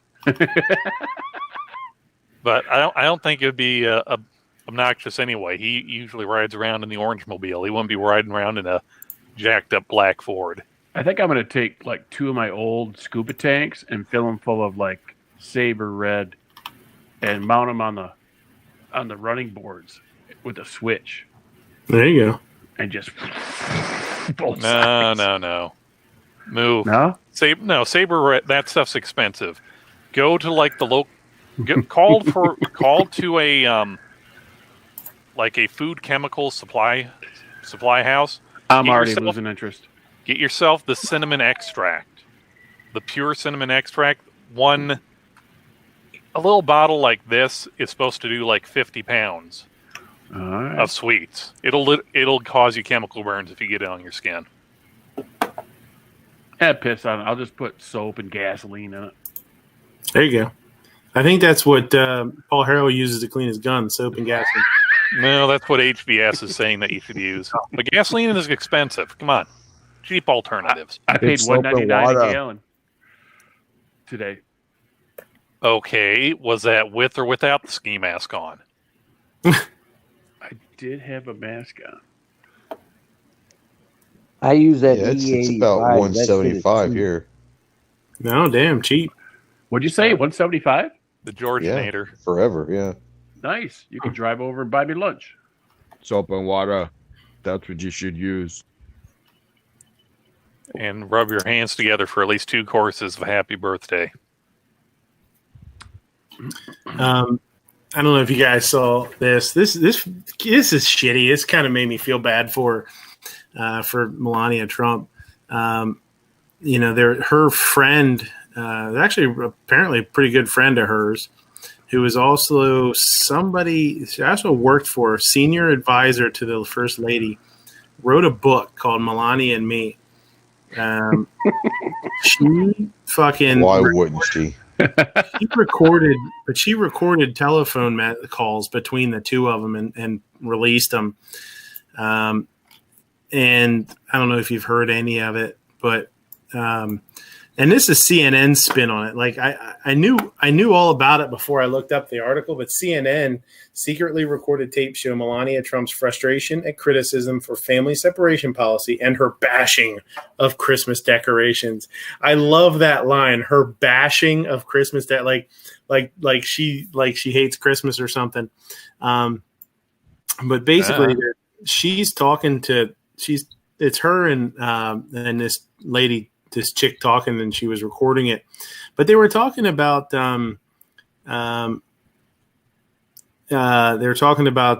separation, family separations at the border and all that kind of stuff. And there's some quotes. It says, "They say I'm complicit. I'm the same like him. I support him. I don't say enough. I don't do enough where I am." She said the tape secretly recorded by Stephanie Winston Wolkoff, who's a fucking bitch, man. Like, anybody that does this is really shitty. Like, Well, first of all, it's against the law, so it's super shitty. It's such a shitty thing to do, man. To have somebody that you're, you're not comfortable. I don't want to say comfortable with, but you're friends with, you trust, Familiar with. record. Yeah, somebody that works with you to record your message, your phone calls, and put them out. I think that's a quote from my Instagram. What, it knocks the shit out of you? Well, this is part of this. Like, this is the one that really gets. And she's talking about families, and so she says, there's nothing I can do. It's up to the laws. It's up to the courts and the laws. And basically, she's saying, like, people want me to do something about these people, but I can't do anything. It's got to go through the courts. It's got to go through law, which is true. Legit. It's totally legit. And then she goes on to say, She says, and I'm working my ass off on the Christmas stuff, Who gives a fuck about Christmas stuff and decorations? But I need to do it, right? And that's totally legit. Like, I can totally imagine being the first lady and having to pretend like putting Christmas decorations up is super important. And it's like a big deal, and you're in the back of your head, you're thinking, Jesus Christ, this is so stupid. Like, do I really need to be doing this right now? There's so much other better things that I could be doing than putting on a show and pretending to decorate the house when really you got a staff of people to do it. She says, the kids, when she says, oh, what about the children if were separated? Give me a fucking break. I didn't. Where were they? Where were they saying anything when Obama did that? I cannot go. Like, she can't go down and do anything about it. I was trying to get the kid reunited with the mom. I didn't have a chance. It needs to go through the process and through the law. It's totally legit, but it's really just shit. I mean, what she's saying is the same thing that we've all said, is like, it's got to be done by the law. And basically, when you're putting up a bunch of Christmas decorations here in the next couple of months, and you got the kids screaming, and your wife wants you to do this, that, and the other thing, and your kids are yelling at you, and you got to go to work, and you got to get all this shit done. I guarantee running through your head is, who gives a fuck about the Christmas stuff and the decorations? You're thinking. Have you ever heard the song "The 12 Pains of Christmas"? Yeah, I have. Yeah, I've heard it. Awesome. Yeah. Awesome. And I just thought this is such a fucking joke, man. And I'm not a huge Trumper, and I'm not whatever. But when you see somebody getting railroaded, you take notice to it. And then when you see the headline, her bashing of Christmas decorations, like, she's not bashing Christmas decorations. She's like, I'm sure she's just like, this is bullshit, man. I really don't want to be people who do this. Yeah, I mean, that's the whole idea. Or just like any other person in the world who just gets sick and tired of fucking Christmas decorations. Yeah, you get sick of everything. You know what I mean? Like, you get a bunch of people, like Moo just had a whole bunch of people over at his house. You don't think he was walking around at one point going like, Jesus Christ, I'm so sick of these people. Like, it's not like you hate them. So, and I'm pretty sure we can go on CNN or on CNN's politics website right now and find something where they're bashing Christmas as it's not the thing. Right. Yeah. Well, how many people walked in August to Walmart and saw that they already had Christmas stuff out in August? Like, what the fuck? Christmas, really? Like, do they hate Christmas? Or, geez, wait till December at least, Yeah. So I wanted to say something about it, because when I saw it on Instagram, all I heard was a clip of her phone call. And when I heard it, I was like, that's not really that big of a deal for her to be saying that. People are, they're blowing it out of proportion. And of course, all the comments are like, oh, what a horrible person. She doesn't care about this and she doesn't care about that. And I'm like, just shut up and stop typing. You're making yourself look like an idiot. So I don't know. I felt bad for her. I think she's, it's just one more thing where the media is going to spin it their own way. And it's just so shitty. Would you feel as bad for her if she wasn't so hot? I'm just saying. I mean, she's okay looking. I think she kind of looks like an alien. She looks a little alienish with those. Hey, upside down, she probably look great. I don't know. Look, of course she looks alien. Most of her's plastic. I don't care. Neither do I. It's just that there's an explanation for these things. But she takes a good one right in the eyeball. Yeah. Wasn't it the left that was forcing everybody to say Happy Holidays? So who's bashing Christmas at that fucking point? Right. Get the fuck out of here! But that's supposed to be about inclusionary-ism. You got to include all the different holidays and the happiness in there. I could just see your mouth twisting to the side while you're saying that. Oh, what? Trying to say inclusionary-ism? No, you're talking like Adam Sandler. Oh.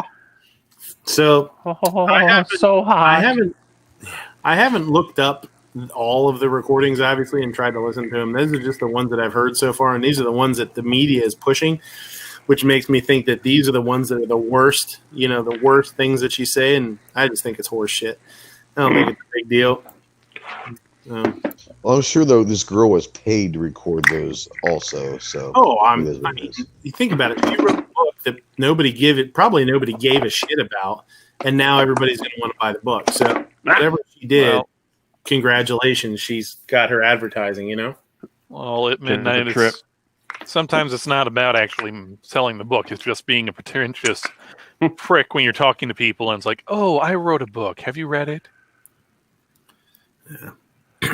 If the shit would ever go down and I ran into one of these frickin' people that were doing this disgusting shit. What's frickin' mean? And all like the world was kind of like, oh my God, shit's going down. I'd be like, what about your fucking Christmas decorations now, you fucking gimp? He says frick and then goes right to fucking. freaking. And you can see roll call as Santa Claus at your local mall. Actually, he's not at the mall anymore. He's at the 5 and 10. Dollar General. I'd Bullshit, I'd see be at that. the I fucking would liquor for sure. store. And Like, at come here. Tuesday morning. Give me fucking $5. Take a picture so I can get me a fucking 40. Dude, Roll like call. the angry Santa out in front of the liquor store. Yeah, Bad Santa 2. Billy Yeah. Bob ain't got shit on roll call. There Or you the go. Santa. Yeah, from, maybe Bad Santa 3. The Santa from Trading Places where it's all dirty down the front. He's got a salmon coming out through his beard. He's eating on the train. Angry I'd have all Santa the- too at Dollar Tree. I'd have all the fucking reindeers all stuffed and shit and mounted. Like, look at that. You see that? He gave up Big a old fucking smoker. fight. Big old smoker going. Fucking roll call and be in the sleigh taking shots at the reindeer going, oh, they're fucking right here. Here's where the reindeer's at. Shoot it, shoot. Nah, that seems like too much work for road call. He'd just find whatever he could for roadkill and just tie ropes around them and say, "You're here. These are reindeer." Roll call. Fucking staple antlers to a dog or some shit, you know? You look like Max from Grinch. The Grinch. So, yeah. Roll call. Did you get your crossbow all fixed up? Yeah, I guess it's gonna work. I don't know. If it blows up in my face, you'll fucking know it because my face will be shredded. That was me on Facebook responding to you, by the way. Yeah, we're gonna have to talk later. So I had said earlier that when I was at and I pointed him out to Rob when we were there. I said there was a couple of people, 1 or 2 people there that I wanted to say hi to and stuff, and I didn't get a chance to. Stephen Williford was there. Oh yeah? Did you give him a hug? No, I wanted to. I was waiting to. I thought he was going to speak. I was like, I even said to Rob, I was like, dude, you see that guy in the cowboy hat? I was like, that's fucking Stephen Williford. You know, you should have gave him some loaded magazines. Yeah. I should have gave him some coconut bars. And I was like, dude, he's got to be one of the speakers, you know. And during what turned out to be the final speaker, he went inside to the Capitol, and they were having basically like a lobby day where you can go in and you can talk to your senators and your reps and that kind of stuff. So he must have been going in there to either do a speech inside or something like that. I don't know. But I couldn't follow him because I was carrying, and you can't carry inside the state building. So I would have had to go all the way around the other side of the building, check it in, go inside, try and find him again. It just wasn't going to happen. So I was buried under one of those petunias out front. Yeah, I should have just told Nerf Shooter, here, hold this. Don't shoot anybody. Yeah, I should have just buried it in the grass. Right. But I was super pissed off. I was like, holy shit, man! I missed a hell of an opportunity to shake a man's hand that did what he did. That he was there. That's so cool. Yeah. I was super bummed out because we were listening to the last speaker, and out of the corner of my eye, I saw him walk behind the podium and stand beside somebody else. And I thought, oh shit, okay, cool, we're gonna get to hear him speak, you know. And I wasn't really paying attention to what he was doing. I was listening to the speaker, and I looked up, and next thing I know, he's like halfway up the steps to go inside the building. I'm like, son of a bitch. Damn it. So I really wanted to shake that dude's hand and maybe get a pic with him or a little selfie with him or something. Would have been awesome. So I had said it earlier. Somebody had George. Was it George? You had a bobblehead of snake eyes. This was on Guns and Gadgets today. I thought this was Jerry. Awesome. It's George Washington, Ben Franklin, Abe Lincoln, and Uncle Sam. on, Wow, on that's cool. Yeah, I thought that was really neat, man. I thought that was super cool. Oh yeah, just like at Mount Rushmore. And yeah, almost. No. Almost. I mean, I realized to you that all these old white dudes look kind of the same. I think this is. I thought this one was pretty good. People who take the debate seriously are the same people who think the stripper likes them. That Look, was pretty perfect. Strippers do like you, but not the way that see? you want them to. See. Can we all I just didn't say even that bother the to debate pull was the just a article royal up. Told me she clusterfuck? loved me. No, I didn't dude, even bother. she to loved pull your his 20s. Article up is former Democrat state rep candidate Matt Tobridge caught on camera trying to have sex with a 14-year-old boy. It's a former Massachusetts state rep. Good for him. Scumbag. Yeah. It was like the old saying, it's Adele. He says, you're going to hell. This was really funny. This is okay. So of all things, this is like a video from like a school of why they should have a dress code. Oh, this is an old, it's fairly old video, I think. Because Yeah, doesn't it he is. pull like an 870 out of I've his seen pant leg? this. Yeah. He pulls out like 14 guns or something like that. Makes it easy for a student to conceal a weapon and makes it difficult to identify intruders on campus.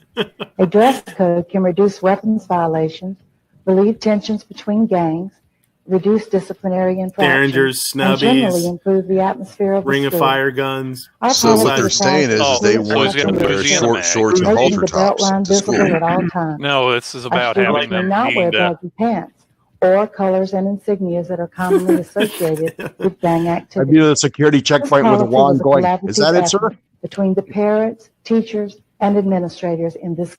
As this So I thought that was pretty funny. I was like, holy shit, how many guns is this kid going to pull out? Oh, I mean, come on. Who here hasn't taken like every holster that they had and see how many they can cram on their belt? I like to get a pair of those clown pants, you know. You can put a bunch of clowns in those. Look at all the guns you can take out of that. Yeah. I mean, it's not like we see this person like walk or move in any way, shape, or form. A lot of people Those freaking pants had to be on to keep it It up. would have been something else. A lot of people don't know that that's actually Clint from Thunder Ranch, his first day in high school. Really looks like Jaeger. Yeah. This was a pretty cool little story. It said, boy sends baby Yoda doll to Oregon firefighters to take on their calls.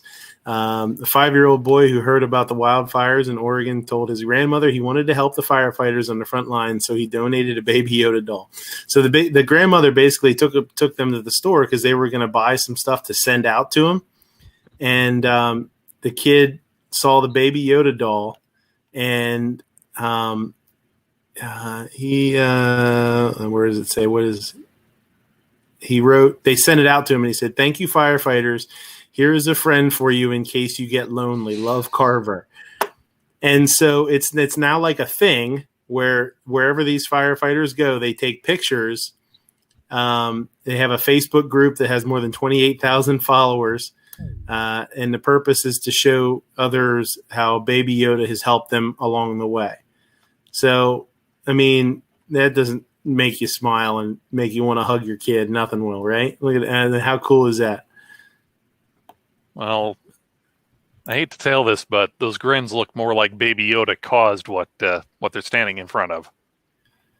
Baby Yoda wanted a pixie stick. They said no.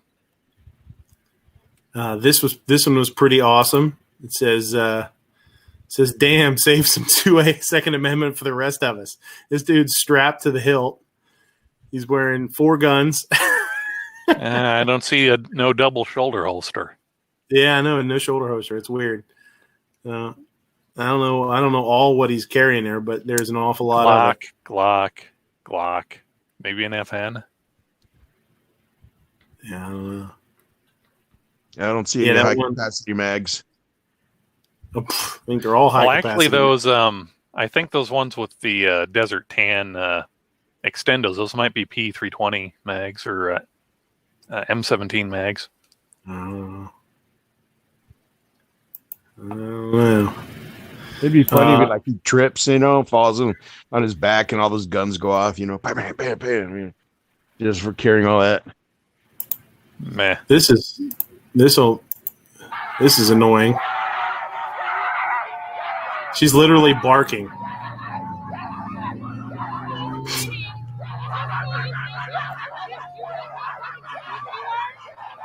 You see, this is why we need to open up the schools. The kids have too much freedom. How would you like to go home to that every night? I don't know. Is that all she does, or actually, I'm just going to stop right there. Should have gave her a fucking dog. If she makes goat sounds, I'll be all right. Yeah. Here's a Scooby snack. I don't understand why he doesn't take me seriously. The chanting. That's nice. That's nice. Okay, so when did Oakland get a little Tehran district? Mm-hmm. Death to America. That's nice. That's a nice thing to chant when you're protesting, right? Yeah. I see a couple of people we should deport. Yeah. Let's see if they keep chanting, death to America and all that stuff. He's almost ready to go to the corner store, says Outlaw. Yeah. Outcast. Yeah. Oh, puppies. Oh, yeah, puppies. Yeah. I haven't heard many people talk about it yet. Saturday, October 24th, online 2A rally. It's all doing it online, like I said. Hashtag 2A rally. I haven't really looked into it much. I just know it's going. I know it's going on. I know they have a bunch of speakers lined up. So check that out. It's Tony. Obviously, everybody knows Tony. Mm-hmm. I like this. I thought this was funny. Yeah. Just pick up one of these suckers here. $9.50 at the local hardware store. Lay out what you want to cut. This guy's like my spirit animal. Hold your glass cutter like this. Apply pressure on the top. And all you're going to do is score this right here.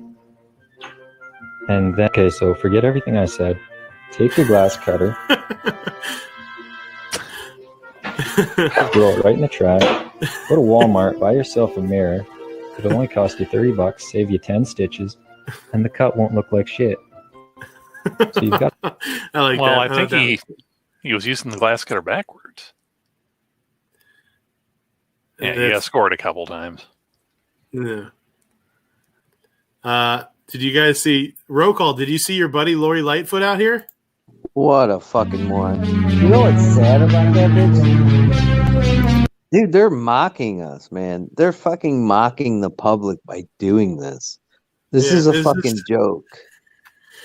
It's crazy to see this. It's like how, I don't understand what they were trying. I understand what they were trying to do, but holy shit, you look like a fucking idiot.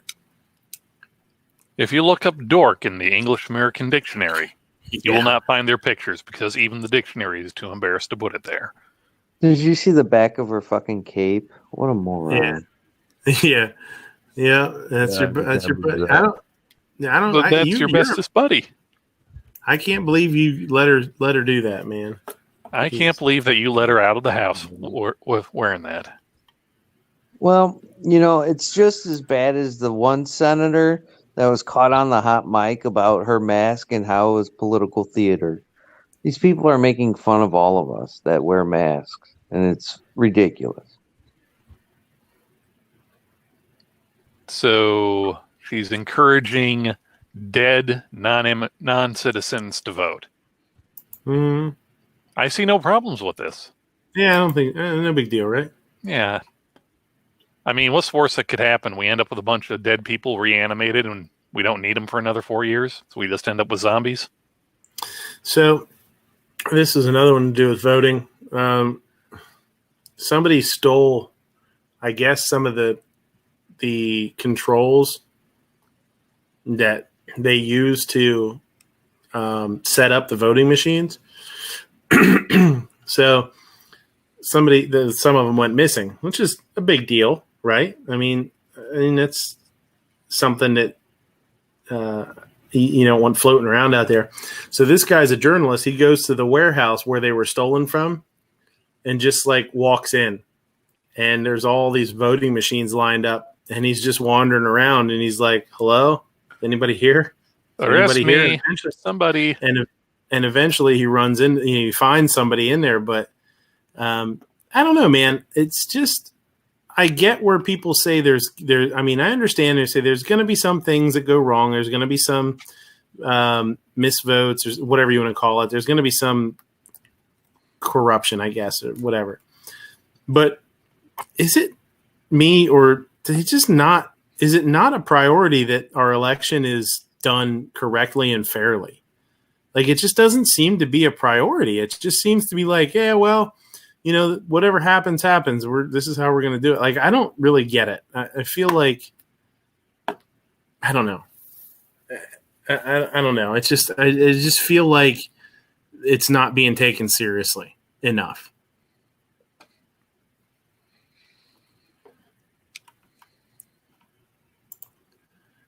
This pretty much cannot stamp that. Can't do double stamp that. No erases. Cannot triple stamp it. No erases. Just do make it true. You can't triple stamp a double stamp. You can't triple stamp a double stamp, Lloyd. You can't triple stamp a double stamp.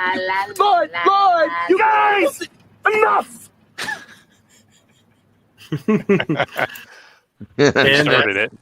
Freaking classic. And that's the debates. That's exactly what it was like. Mm-hmm. I saw that and I was like, holy shit. Well, gentlemen, Mr. President. Yeah, what a mess. It was the first maybe 20 minutes was pretty funny, and then it kind of got pretty sad. It got kind of embarrassing and sad. It was pretty hilarious. I did find it really hilarious when Biden said about how Trump has all these thousands of people at his rallies, and we keep small. And he was like, "That's because nobody wants to show up." Because nobody showed up. Nobody shows up. And then you instantly remember that picture of him waving to the empty field. Yeah. Coming off the plane. That was Oh pretty, man, I showed that to a couple friends and they were pissed off, Yeah. Your friends suck.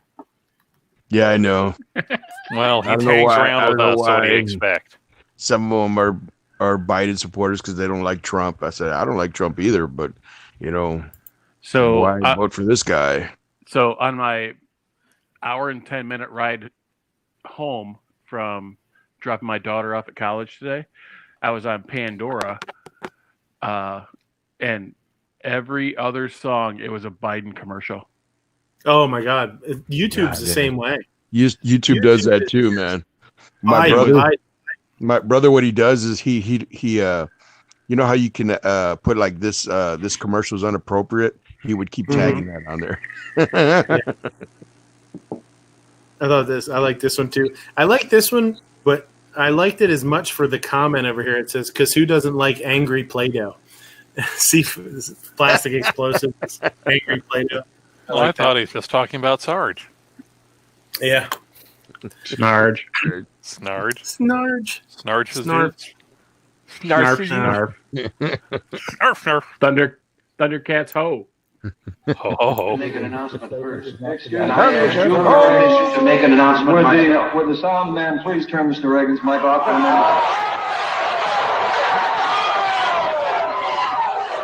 minute? Is this on?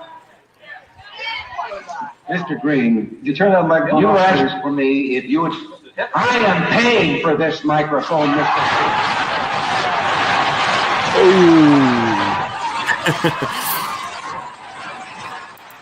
So that popped up after they were talking about in the next debate giving the moderator the ability to turn off their mics. And I had never seen that clip, and I thought, oh, that's a hell of a clip. That's pretty neat. That's cool. Mm-hmm. I'm paying for this microphone. I was like, oh, shit. Yeah. It's all rigged. Nah. Joe Biden and I are keeping the police officers who were shot in Louisville in our hearts, wishing them a swift and speedy recovery. Violence is not the answer, and we must find a way to express our grief, anger, and demands in a way that reflects the world we wish to see. I kind of think that's what they're doing, aren't they? Don't they want to? Doesn't it seem like they want a chaotic, angry, violent world? I don't know. It seems like a lot of people want it on either sides of the aisle because it's one more person or one more thing for them to go, oh, look, you can't get along with them. Look at what the people over there are doing. Yeah, don't listen to them. Don't talk to them. Just fight amongst yourselves and keep us in power. She's very unlikable. Mm-hmm. Yep. Mm-hmm. So I don't know. This one was a story about in California, guy was shot, murder suicide. A guy was killed.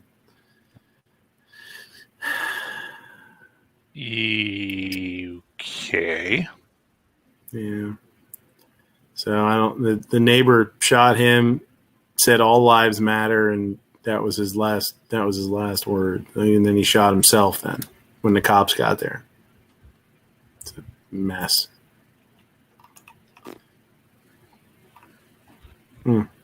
Yeah. Yep. That's some weird, crazy shit. Yeah. Ladies and gentlemen, welcome to November 2020. Which will be almost over in a couple of months. Yeah, for sure. It's been November 2020 for the last year and a half. So just have Johnny Five ask the questions and control the mics. Yeah, there you go. Hey, mothermouth. Your mother was a Hoover. So Midnight, did you catch Gary's chat this morning? Some of it. Is alive. There was a meme on there. It said, "What's a date today?" 10-4, and then it was Buford T. Justice going, "You some bitch." Oh yeah, yeah, I did. Like I was that. listening. Yeah, I saw that. And then everybody's like, "Oh, where's Midnight? Where's Midnight?"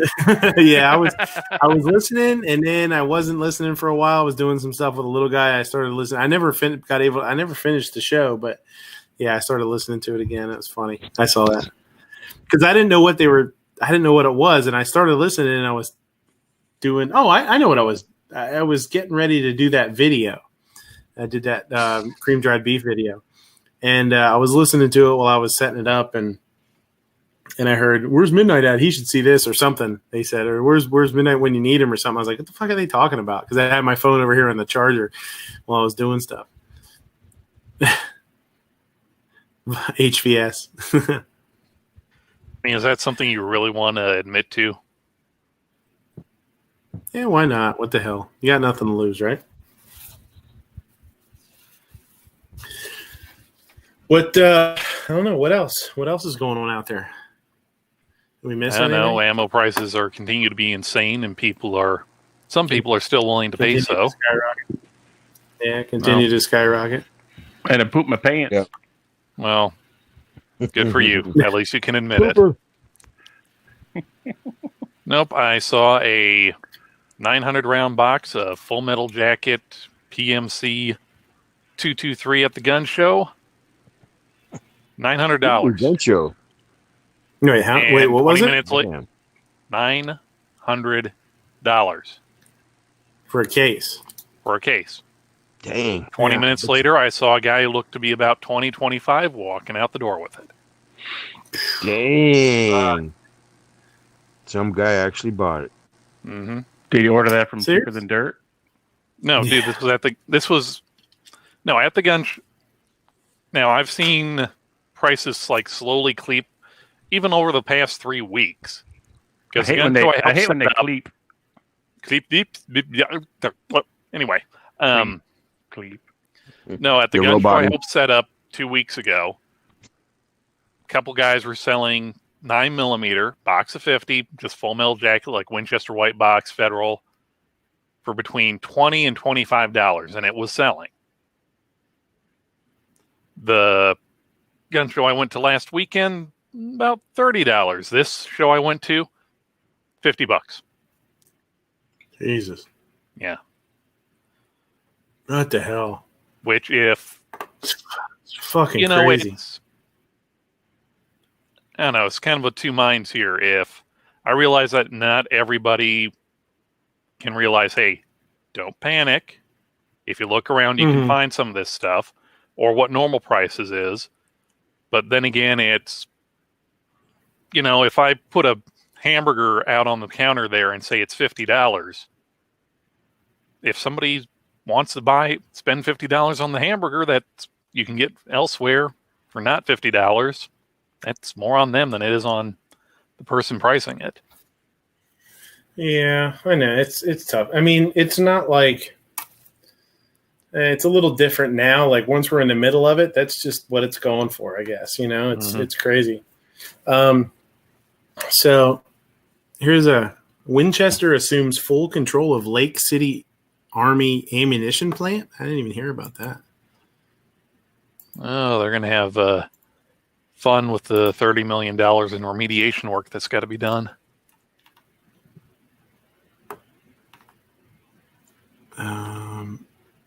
It's taken on somebody's couch. Olin Corporation announces that effective today, its ammunition division assumes full management and operational control of the Lake City Army ammunition plant in Independence, Missouri. The U.S. Army selected Winchester to operate. So this was federal, though, wasn't it? Didn't federal have this? Yeah, but it could be such. I'm trying to remember if Lake City is actually still a government-controlled plant, and they just put out tenders for, okay, hey, your 10-year or your 20-year contract is up. We're putting out bids to see who wants to run this. Yeah, 7 years. The contract has an initial term of 7 years and may be extended by the U.S. Army for up to 3 additional years.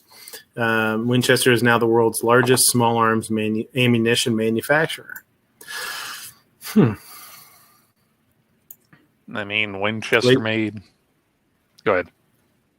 No, let's go. Yeah, you can talk here. I'm just looking around, looking at this. 154th year of operation, 90th year part of Olin.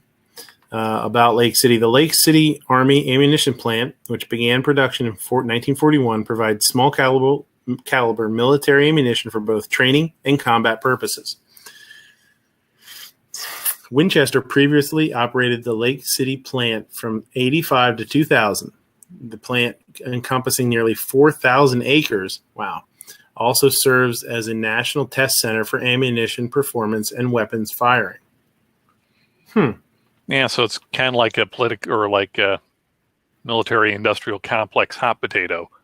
Because I'm sure when it was started, it was run by the Ordnance Department, and as the government started downsizing and outsourcing, it's federal cartridge, yeah, you guys run it for a while. So I'm pretty sure, That's interesting. 10 or 20 years would be federal or ATK to buy rights for manufacturing in Lake City. So I wonder, because I'm almost positive that federal had Lake City and federal is the same thing. Mm-hmm. So I wonder if that's going to change Lake City Ammo's components. I wonder if Winchester would start using their own brass and their own primers and stuff like that instead of federal. You know what I mean? Probably not. I mean, this is... Oh, no, that's not Lake City brass. No, because I'm pretty sure it's still just going to be stamped Lake City. Oh, wait, is this stuff Lake City up here? Yeah, I mean, it's still going to have to meet the same NATO specifications for 5.56 and 7.62. Sure, but I mean, Winchester brass and federal brass, they're the same dimensions, but they're possibly thinner cartridges, thinner walled. Nope. It's 5.5 military brass is made to a certain standard, and from what it's sounding like, it's management of, okay, this is Lake City. Yeah, all it's going to be is the same NATO cross, the LC09. Now, the stuff that we might get if the before 4-time pricings return, like the 1,000 pack or the 2,000 pack stuff, that, might change a little bit. But if all they're doing is taking over management, if they don't do, what the U.S. government tells them to, or does more than what the government's do more than what the government will allow them to get away with, it's going to be, nope, get out. We're giving it back to federal, or we're putting it up for bids again, because it's, everything has a specification. 7.62 NATO brass is actually thicker and of a different composition than your regular 308 Winchester. Yeah, that's true. Yeah, I wonder if I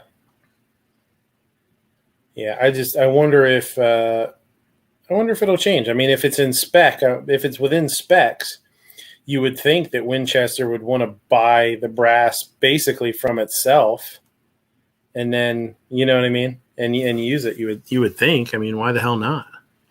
It's the whole idea. But then the whole thing with the Lake City ammunition plant, I'm not sure if they're doing like everything from A to Z, to where they're just getting in, here's sheets of copper or sheets of brass, and just making all the cartridge cases there themselves.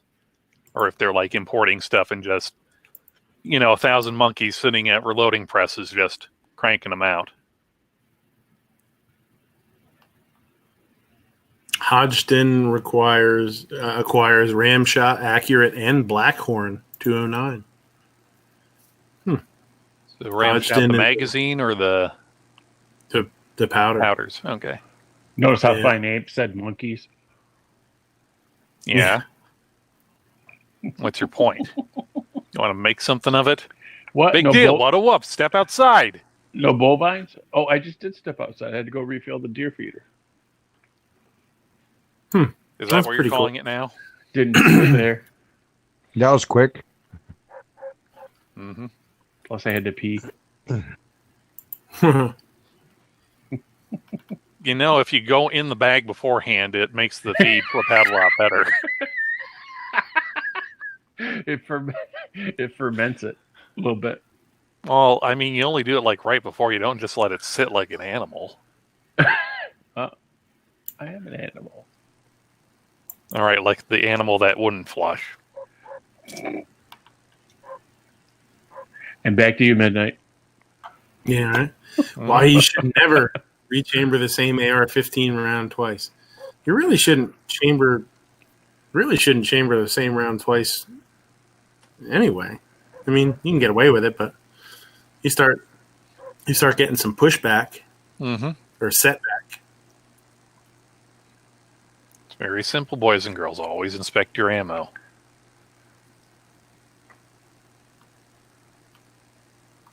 Damn, I got to throw away 100 rounds now. Yeah. Jesus, look at that one. Now, that one right there, I'm going to have to wonder if that wasn't... That's crazy. No, he was in the pool. Shrinkage. With that, I'm wondering, is that actual something where I was in the pool! Where it just shrunk and shrunk, or did it have like a double feed and it just pushed the bullet in? Yeah, I've never seen nothing like that. Yeah, that's crazy. I've heard that one before. Yeah, I got a second my gut to see something like that. Rifle cartridges such as it can happen as well. Standard military AR-15 ammo was designed with a candelure, and the casing is supposed to be crimped. Yeah, right, we know that. Not every round is perfect, and it can happen, as you can see in this picture below. As I understand it, this round caused a stoppage in the AR-15, so thankfully it did not fire. If it had, it looks like it would have been dangerously overpressured. That's pretty crazy looking. I don't... Look at the case. The case crazy, even man. looks like it's bulged. Well, you're seating with 223 and 556. The level of the powder is usually either slightly below or slightly above where the taper to the neck starts. Not the small taper into where the large part of the body starts to taper. That's usually where you seat the powder. It's a new type of ammo, 55.6. 5.56 short. Right. It's 5.5 no neck. No, it's 5.5 stubby. Yeah. That one. I mean, it does make you wonder what the hell happened to that round to push it back that far. Either that neck was not sized right and it was just pushed back super easily, or something happened. Look how banged up the tip is too. Like all the green is worn off. Like weird. No, I call shenanigans on that one. I call bananigans. Bananigans? Benigans? What? Quality not control. Benigans, bananigans. Now I want chip beef on biscuits. So do I. Sorry.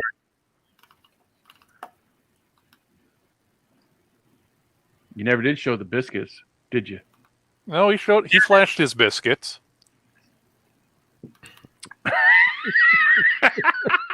And then there's the thumbnail has a picture of it.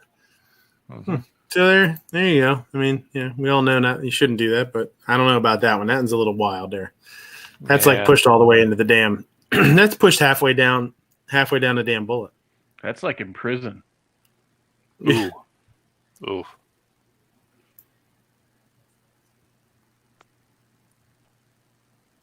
Do's and don'ts when hunting to the gun store. Don't point your gun at people at the gun store. What? Yes, don't do that. Come on. Roll call. What's the biggest? Let's see if roll call. Jesus. He works the gun counter. Roll call. What's the biggest do's and don'ts of the when heading to the gun store? Let's see if your answers match up with this article. Bring your own ammo loose in your pocket. Don't tell your wife. Don't bring a loaded gun. What can be loaded? What if it's securely Don't fastened point it to my at belt clip? anybody. If I don't show it to anybody, it can be loaded. I hate when people turn their backs and they start inspecting Oh, the firearm yeah. where I can't see. No shit. That makes me kind of uncomfortable. Putting their fingers on the trigger. Where is this at? Am I getting close to any that they picked? I don't know. I didn't open it up yet because I don't want you to see them. God damn it! I mean, Well, how many is he When do you supposed to want you know? to Is get this like a triggered? top 10? yeah, like I don't mean, know. I don't know. How about some do's? You just told us a whole bunch of don'ts. How about some do's? Make sure you open the chamber and check it yourself before you give Check it back. the chamber. That's a good one. You know, point it in a safe direction. It's a good thing. If they got the Crimson Trace displays, do not shine them at your kid's face. That too. Don't be shining the fucking laser everywhere. That's a don't. Do you guys have the roll call? Do you guys have the triggers zip tied to the rear? Fuck no. See, my place does. Actually, they have it through the action, so you can't like test the trigger and shit. Well, Go ahead. No, I told my boss for the fucking bolt action, like the hunting rifles, I'm like, let's just take the fucking bolts out because people will fucking yank on them, slam them forward, and then there's one guy, he's like, oh, let me check. I got to see the bore, man. I got to see the bore. So after he had slammed the action of it 1,000 times, even after I told him quit doing that, he takes it apart. Look, it's kind of marred right here. I'm like, you just slammed the fucking action 60 times, bro. Well, he's I'm trying like, to get a are you going to discount. use this on your credit card or are you paying cash? He's Right. like, well, do you have one in the back? I'm like, nope, this is my only one. And I had like 5 in the back. I'm like, Right. you're buying this one, pal. Shit. I saw a video where a guy had said about when you buy a rifle that you inspect the heck out of it when you're at the shop, and it's for in case that you just look at the rifle and you take it, and then like there was a quality control problem or something, and then all of a sudden it doesn't work, and then if you take it back to the shop that you got it from, some say, oh, you have to take it to the manufacturer or a gun shop, which will say, well, okay, we'll look into it and we'll send it back and we'll get you another one. That's some people say. They say check the barrel, check everything, check the bolt carrier group, the stock, the trigger, and all stuff. So that guy was right on checking the rifle, the weapon. The only thing was that he shouldn't have done what, like you said, he was checking the action like so many times, making it like, kind of like marring it up and all that kind of stuff. That is not right, but they Pulling do the say check it triggers right. on guns too. Yeah. Don't pull fucking triggers on rimfire guns. No. I mean, I know people say that's a fable. Some people say it isn't. Just don't fucking do it when it ain't your gun. It's that fucking simple. Hammer fire guns and fucking rimfires. You want to snap the fucking trigger on the fucking striker fires? Be my guest, especially the XDs. Do your fucking duty. Break I'll those say this too. motherfuckers. I'll say this too. When I bought my AR, I ordered the lower and the upper separately, from Palmetto. And when when the lower came in, I took my upper with me to fit it, to put it on there. And that's how we knew that something was out of spec with the lower, because we couldn't get the pin in, the lower, the hinge pin or whatever.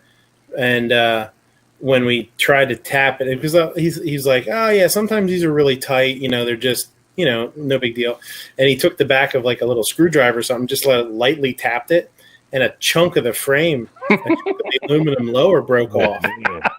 Yeah, like it was just something was out of spec, something was out of line. And he tried to tap it through real lightly. He didn't like pound on it or anything, He's like, oh yeah, let me tap it a little bit. Something must have been weird with it, and it flaked off. So I declined accepting it. He had already even done my background check. He had already called Pennsylvania, the PICS, Pennsylvania background system, and he called them back and he said, hey, we've got an issue. I just did a background check for a guy, and we found a defect in the lower. We got to send it back. How do we go about this? And she was like, oh, just void the background check, and it's no big deal. She's like, it happens. Then I sent it back to the company, and they sent a new one and whatnot. Everything was all cool. But it's for sure. Like I did the same thing with my pistol lower. When my pistol lower came in, I took my rifle upper over and fitted it on there just to make sure, because I was like, well, I'm gonna make sure this son of a bitch is right before I pay for it and bring it home, because then it's like it's more of a pain in the ass. Before it was like technically I got one for you. Not my problem. Go ahead. No, I was saying I don't want it to be my problem, I bought a Benelli shotgun for my for goose hunting, Mm-hmm. and so I searched all over and went to the shop, and they had the display model, and I'm like, this is exactly what I want. He goes, all right, puts it back up in the display cabinet, goes in the back, brings out the box, opens the box. I look at it, and I'm like, cool. Close it up. I get it home. The front sight was never installed. Oh, no shit. There was not even a where you drill and tap your front sight in. Yeah. Mm-hmm. There was not even a hole in the barrel. Whoa, that's crazy. I'm like, son of a bitch. And the gun shop was an hour away from my house.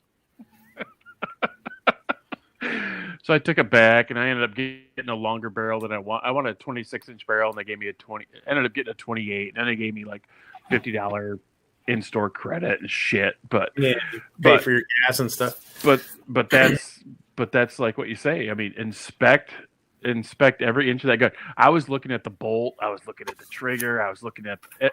I didn't even look at the front sight when I looked in the box. Yeah. Well, how often do you not have a front sight on a weapon? I mean, that's pretty crazy. Yep. Mm-hmm. And another thing that pisses me off. One more thing that pisses me off is like when I hand you the gun and you try and fucking stick it in your pants and shit like that.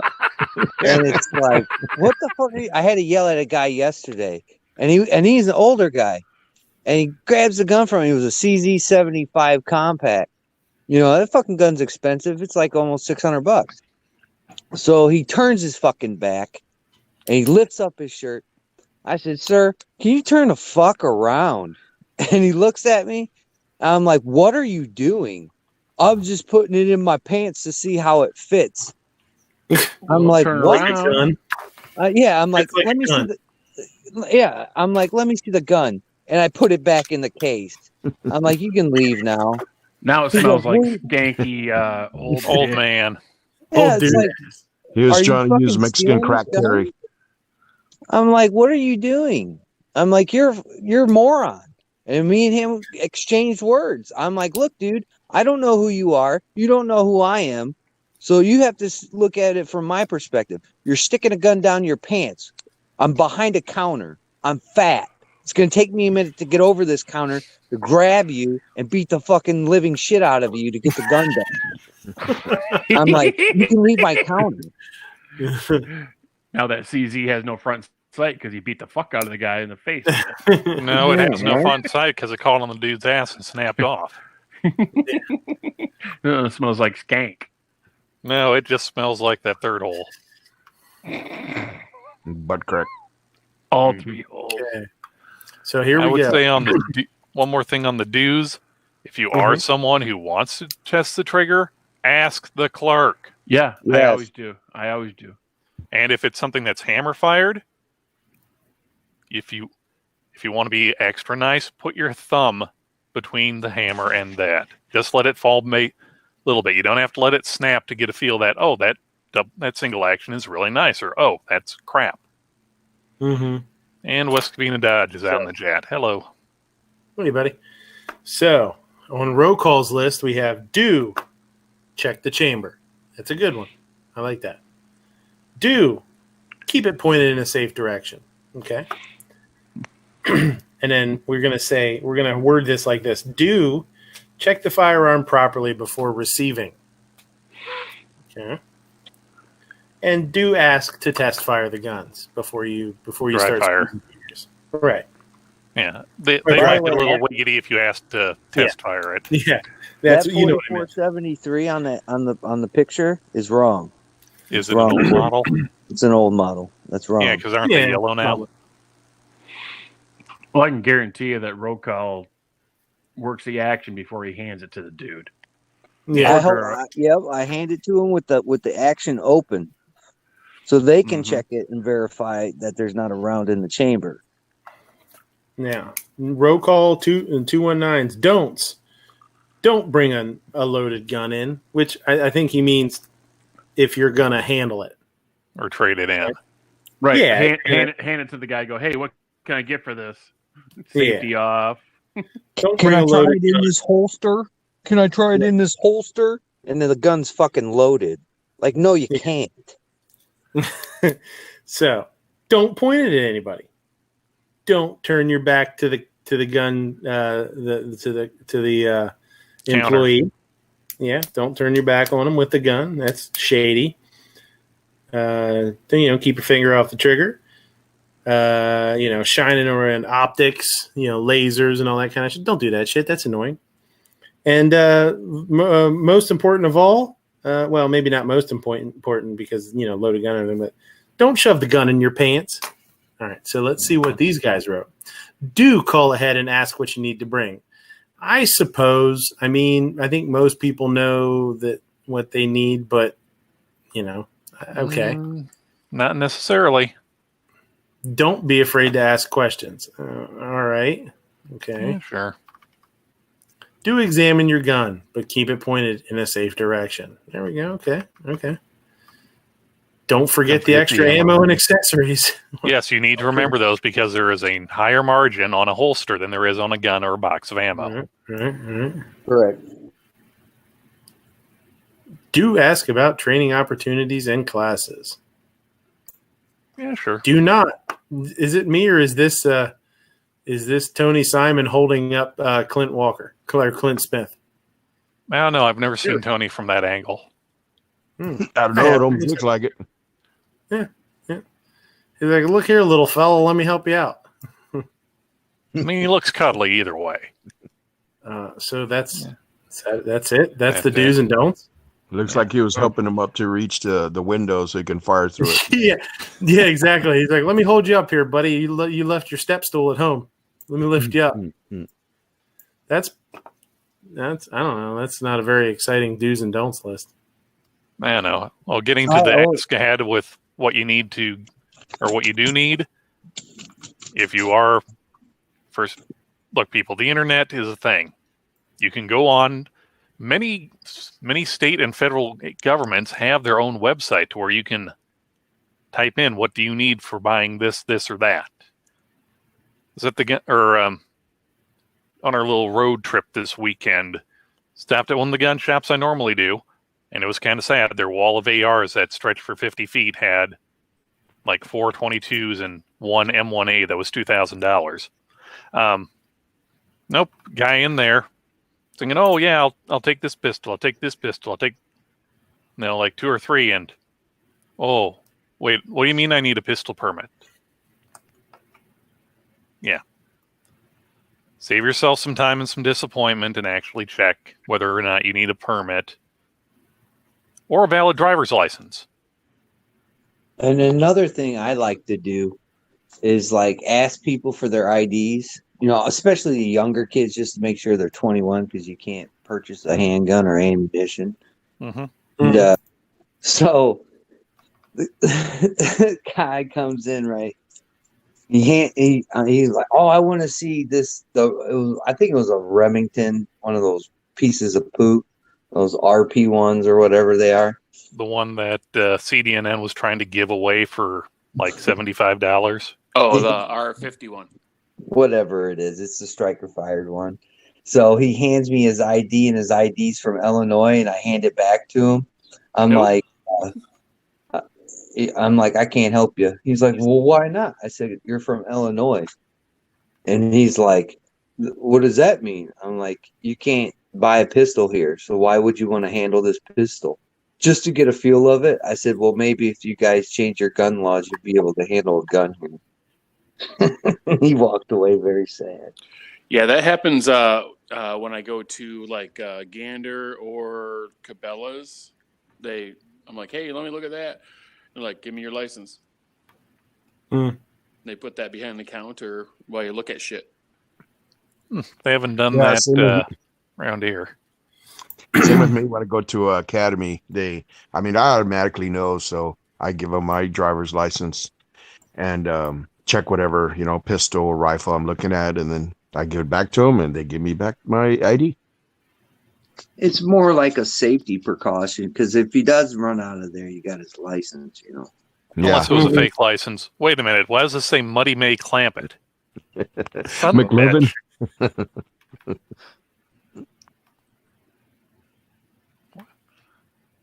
Wait, sir, are you Ron Love Sausage McGinnis?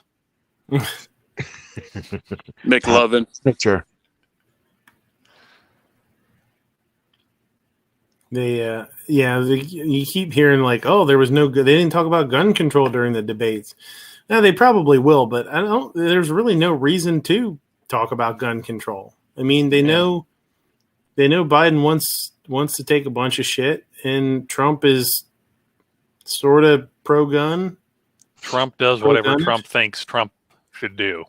Trump is pro-gun for himself, not anybody else. I don't think he's willing to.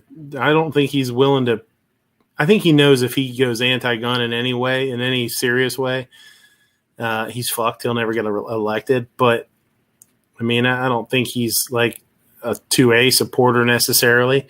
I'd say he's probably pro-gun, but not like a huge 2A advocate. Probably like for the rich people or the people in power to have a gun, not the regular, ordinary person. I mean, he's probably pretty fuddish, you know what I mean? Well, I think the whole thing with the debate is that, guns is, despite, on our little community and echo chamber, as far as like the grand strategy of politics, it's, it's one of those things like, oh yeah, it's one of these things we can use as a lever to keep ourselves in power. But there's just so much other shit going on. So many other kind of little dog whistle news clips going on that's like, oh yeah, Rona, that's going to get us, more views or more people are more concerned about than other stuff. Biden did pull all his negative ads about Trump down. Did you see that one? He had to. Yeah, he didn't want to look bad. Yeah. Oh, that mean old Mr. Biden. He's making fun of our poor old sick president. Well, that and they Biden had to pull down that. Did you guys watch that ad that Rittenhouse's lawyer is suing him for? Which ad? Oh yeah. Honestly, anytime I got a Biden ad or any political ad, I immediately either clicked off the video and clicked back on, or told it was inappropriate or repetitive. Yeah. So now I'm getting these wonderful ads for vegan-made toothpaste. It basically, it was just this sort of ominous. Anybody reloading 308? I want to reload 308, but I haven't done it yet. Biden's ad was pretty ominous and like scary sounding, and showed a bunch of scenes from rioters and blah blah blah. And then they made in the text it said something about white supremacists, and it showed a picture of Kyle Rittenhouse holding his AR. When he was like running down the street or something. I think it was after the shootings, and he was walking towards the cops or away from the cops or whatever. So they're suing he's going to sue Lynn Wood's going to sue the shit out of Biden. I mean, he should. I mean, that's pretty shitty, man. Like it's first, he's not even an adult. He's still a minor, but putting somebody in that light, saying they're a white supremacist and doing all that kind of stuff. I mean, that alone is enough to hurt you for the rest of your life. You know what I mean? Let alone what already has happened to the kid. But yeah, that's is that slander or libel? I know one that means written. It's defamation, slander, I guess. Yeah, slander. I don't know, but no proof that he's a racist. White supremacist. Yeah, I mean, you just don't do that. It's just it's not a good. shitty thing to do. It's you don't put out there that somebody is a white supremacist or has ties to white supremacy or whatever, blah blah blah, when they're possibly, even if they're not going to trial for something, it's not something you do. That's shitty. I mean, even if it was a normal person, it would be shitty to do. But this kid's going to be possibly going to court, over what happened, the shootings. Yeah, he already has enough on his plate that he doesn't need to be shown on TV as a white supremacist, by Biden's little ad, and stuff. And now he's going to get more to his plate. People just get, angry at him and stuff, for he's already has whatever he did, the incident that he had. Now he has this, coming. It's too much. It is. And it's possibly, something like that could definitely change the way the possible jurors look at him. And he's like, oh, this kid was there looking, he's got tired, he's a white supremacist. Like, bullshit, he's not. He has nothing to do with white supremacy. In fact, all three people that he shot were white. So what the hell's that, Yeah. Well, he's one of them self-hating white supremacists. Yeah, I suppose. Yeah, but it all can affect him to, his future, like, say he gets cleared of this situation, his little incident, but like, say he's applied for college and also, oh, well, we heard you're a white supremacist, so we don't really want that kind of people in our college, and stuff. That kind of stuff can happen, and it could even hurt him more. Even like applying for work or something, Yeah. Covina Dodge is. I mean, I don't. I don't know. He's talking about the case capacity being a grain of water less than Starline. How much to back off the charge? I don't know. I mean, if you're shooting for accuracy, obviously you're going to have to shoot it. But I mean, I don't know. I work up when I change brass. If I'm shooting for accuracy, I'm just assuming that my brass is going to be each. I weigh my brass. I don't look for case capacity necessarily. I'll go by weight, and I'll separate it by weight or whatever. And it's funny because when I reload for my 8mm, my favorite brass to use, or the one that I've been most accurate with, has been Privy, and it's super light. it's light compared to the other one, so it must be it's thinner walled or whatever. But I don't know. I mean, I think like if you're not shooting for like super accuracy, I can't imagine. I mean, it's pretty rare that it's going to make that much of a difference. Now, if you're shooting for precision, you're really trying to get the best out of it, then you're going to have to work them up separately anyway, because you never know. I don't know. Try backing it off. I don't know, a grain or two. 0.1. No, not. I wouldn't even think a grain. Yeah, like probably. Well, here's the thing. With 0.3 or something. Well, a grain, if it's water, can take up all the internal volume. That's true. Whereas, where Varget, it's like a tiny stick powder. Pretty sure it's a tiny stick powder, right? No, I don't have any. But yeah, it's not going to take, it's not going to fit as uniformly. There's going to be the little bit of air gaps. I don't know. I'd say just pour some that are a little light and give them a shake. If you raise it up by half a grain increment and get one that doesn't shake, back it off down to the last one. That's a good point too. Talking about just because it's a grain of water different doesn't mean it's necessarily going to be a grain of powder different either. Yeah. But I mean, it's something like Varget's like being an extruded stick powder probably wouldn't be as big of a difference as like if it was a ball powder, like some of the ball powders, they're going to fill up the case like really efficiently. Whereas the stick powder is probably not gonna. So hell, you might not even have that much of a difference. But if you're just shooting, if you're shooting just for, like I said, a plinking ammo, if you're just shooting steel or something, I don't know. I would even worry about changing it, or maybe bring it down like 0.3 or something. Yeah, unless you're shooting maximum or near maximum. Yeah. Which.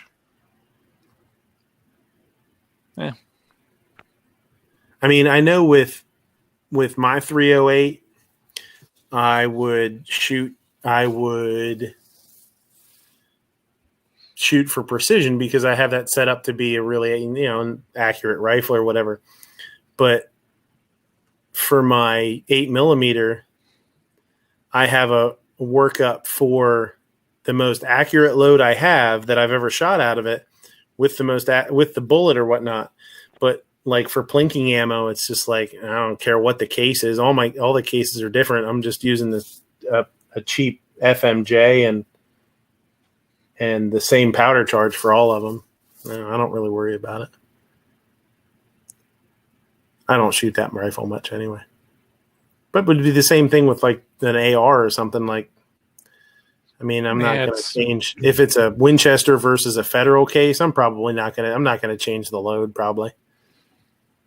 Yeah, it's all about just trying to get everything consistent, and even your most consistent loads, it could burn slightly hotter for a little bit, or the primer could be a little different. So, well, that's a big difference too. Yeah, the type of primer used, the type of primer. Some of them burn a little hotter. Some of them are, they put a little bit more pressure into it. But I don't know. It depends on how accurate you want to be. If you want to be super, super accurate and super precise, you're not gonna make an assumption anyway. You're gonna go down, like Ape said, you're gonna go down a full grain and work your way back up or something, and figure out exactly where you want it to be. Yeah. Supreme Court should decide nonviolent felons have 2A rights. Yeah, we talked about a lot of this stuff on other shows. Any released ones? Yeah. And if you are worried about them, I don't know. I know Yankee and Matt kind of get on the whole thing of, well, if they can't be trusted with their rights, leave them in.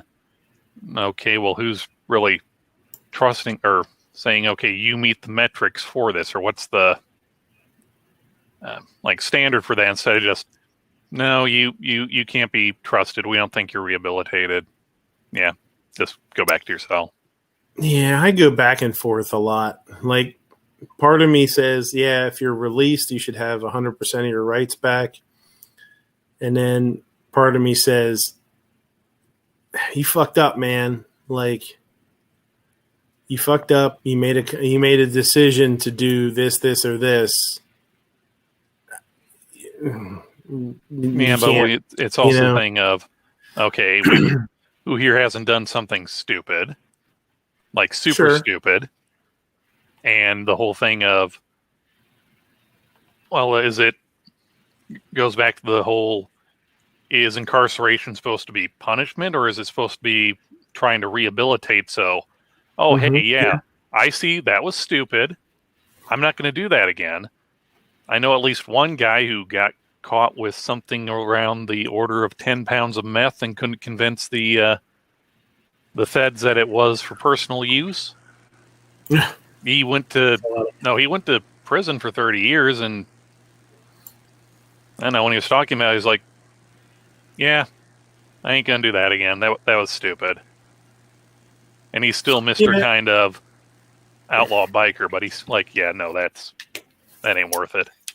I mean, there's instances where I see people get in trouble, and I'm like, wow, that's really bullshit. That sucks. I have somebody I used to work with wasn't allowed to own firearms because he was with somebody that broke into like a shed or something and basically got him for, whatever. He got stuck in the middle of it, and he was like, I was with him and I knew what they were doing, but I wasn't doing it. But, and he's not allowed to own firearms or whatever.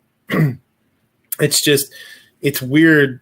It's just, I don't know. I'm just very back and forth on it because you see people do stuff like that and you're like, well, you're not a danger. It's not a violent crime. It's not like whatever. Like, why should you not be able to own a firearm now? And then there's people that go and they beat up an old lady or rape somebody or whatever, and they get 30 years and they get out. Like, if they, should they have their firearms rights back? Oh man, I don't know. Like, is that a justified punishment to not be able to have a firearm for the rest of your life? I don't know. I guess it would be depending on the crime they did, like if it was something that, like a nonviolent crime, that maybe they were able to be,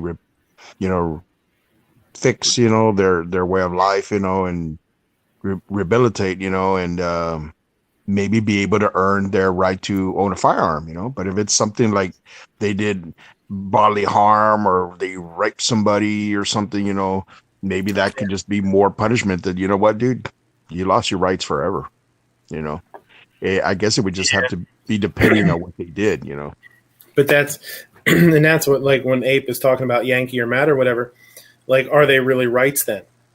If you can take them away, you know what I mean? I get it. I see both sides. It's just, I don't know. I just feel like I'm really on the fence about it. I think, like I say, part of me wants to say, yeah, if you get out of jail, you should get all your rights back. And part of me says, no, you fucked up, man. You knew what you were doing, and you know what? You deserve it.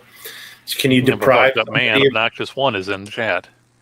Can you deprive somebody of owning a firearm to protect themselves? Like, you say no. You say no, you shouldn't be able to do that. But the system has said that what you did was so shitty that you can't be trusted. I don't know, man. I don't know. Yeah, it's kind of hard. I'm the worst one to have this conversation because I'm so all over the place with it. You could convince me one way or the other, and then the other side can convince me to change my mind. So you're very wishy-washy. On this, yeah, for sure. Yeah. I mean, it's the whole thing of, if like, okay, hey, you did something heinous, you're gonna serve your time. Then for like 5 years, you're on probation, and if you don't fuck up in 5 years, there, rights back. I don't know, those old ladies. Some of them deserve it. Look, not all of them can be blamed. It's all these doctors pushing all these different pills for these old ladies. It ain't Grandma Edith's fault that she ran her 83 LeBaron over 20 people in the Walmart parking lot because her meds were flaring up and she just couldn't see out of her one good eye. I don't know, but Aunt B sure has that temper. Well, You may think she's a sweet old lady, but she can really get mad. George, I didn't want to be the one to bring this up, but she has a prejudice against non-whites. It's not something we like to bring up. She's just of that age where we're not going to be able to, she's 90 years old. She's going to be dead soon. It's not really worth the extra time and effort to tell her, Aunt B, you can't be calling him that colored boy. It's not right. Oh, Jesus Christ. It's not colored person. It's person of color. How confusing is that to an old person right now? You're right. You know what I mean? Like for years they would say like, well, Negro or colored or whatever. Then you had to say black, and then you're supposed to say African American. And it's like your grandma would say like, "Oh, it's a colored boy," and you'd be like, "You can't say that, Grandma. Now it's a person of color." Like you left out one word. I don't think I did. Don't exist. say it, or else I'll spike you. No. You seen Clint Eastwood's The Mule? What'd you say, George? The what? Have you seen Clint Eastwood's The Mule? No. Is that any good? It's a good movie, man. He plays a guy who helps out people with money. Like he got a job for driving because he used to own a flower farm or something, and he owed a lot of money, so he closed. So somebody gave him a job as a transporter for transporting heroin, drugs and stuff. So he was driving. That's my retirement plan. He saw he saw a family, a black family that they had a flat tire. So he goes to help them out, and he goes like, the guy's like trying to like get signal on his phone, and he's like, "Don't you know how to change a tire?" He goes, No. He goes, "Man, I swear, your generation is always stuck to that phone." And so, "Hey, let me help you guys." So, open up the trunk. And as he's telling them to open the trunk, he goes, "Boy, you Negro folks, need a really lot of help and stuff." And the people just look at him and they say like, "Sir, we don't use that word." He says, "We use like black or just folk, just people," and Clint Eastwood goes like, "No shit. Okay, well, let's fix that tire." It was just, he was in that old ways of talking a certain way, but he wasn't like prejudiced or anything, but he was just a certain way that he would talk. But it was funny because the way he talked to the black folks, and he said like, "Oh, sir, we don't talk like that. We just say black people or just people. You're white, I'm black. We're people. And that was kind of funny.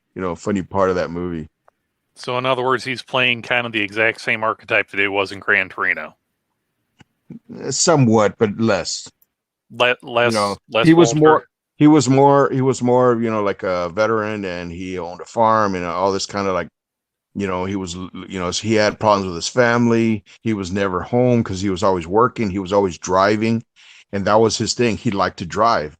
So some guy comes up to him, at his granddaughter's, I think it was like before she was going to get married, they had like a reception. So goes, "Hey, so you drive, huh?" He goes, "Yeah, I never get stopped by the cops. I've driven almost all 50 states, and stuff." So he's like, "Oh, okay, cool. Well, if you ever need, work, here you go, man." What you got there, Midnight? This is Visitor. Is that the one that you stepped on and said was good? No, he stepped on the baby. No, that was the puppy. Yeah, this is Coco. Coco. Hey, Coco. She must have had her shit to the puppy or something. She's roaming around the house, getting away from her. Get away from me, kid. I hate this. Yeah, she's like, "I hate this new damn dog." Get away. She does okay with her. Macy doesn't like her at all. Macy just snarls at her and it takes a while. No, wait. So how many dogs do you have now? 3. Macy's getting older. Older.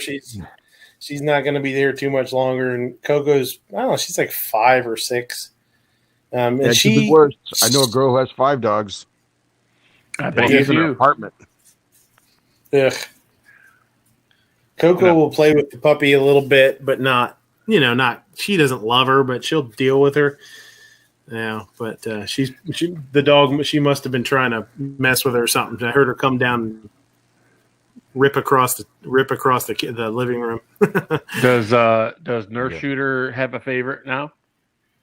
He he's so into doing all his other stuff that he's not doing great. Yeah, he's not one to.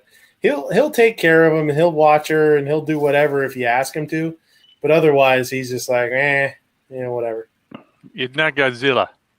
See, my kids were always all over the dogs. Yeah, I was gonna say it seems like either your kids won't leave him alone or they don't want anything to do with him. There's no in between. Yeah. Well, now Midnight, with it being the Halloweeny season, you need to see if the pet stores have like a little dog Godzilla outfit. Yeah.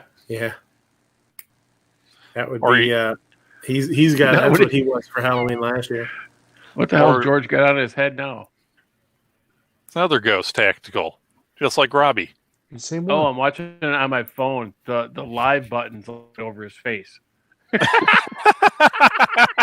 It's like a blue live button. I'm like, what the fuck is he? Like, what's he trying to spring on us now? Well, if you must know, before the chat, he was saying that he had some lovely timeshares next to this restaurant that does an excellent shrimp fajita. Fajita. Yeah, I'd like 10 chicken fajitas, please. Fajas, belts. And what's this Cancun Especialo?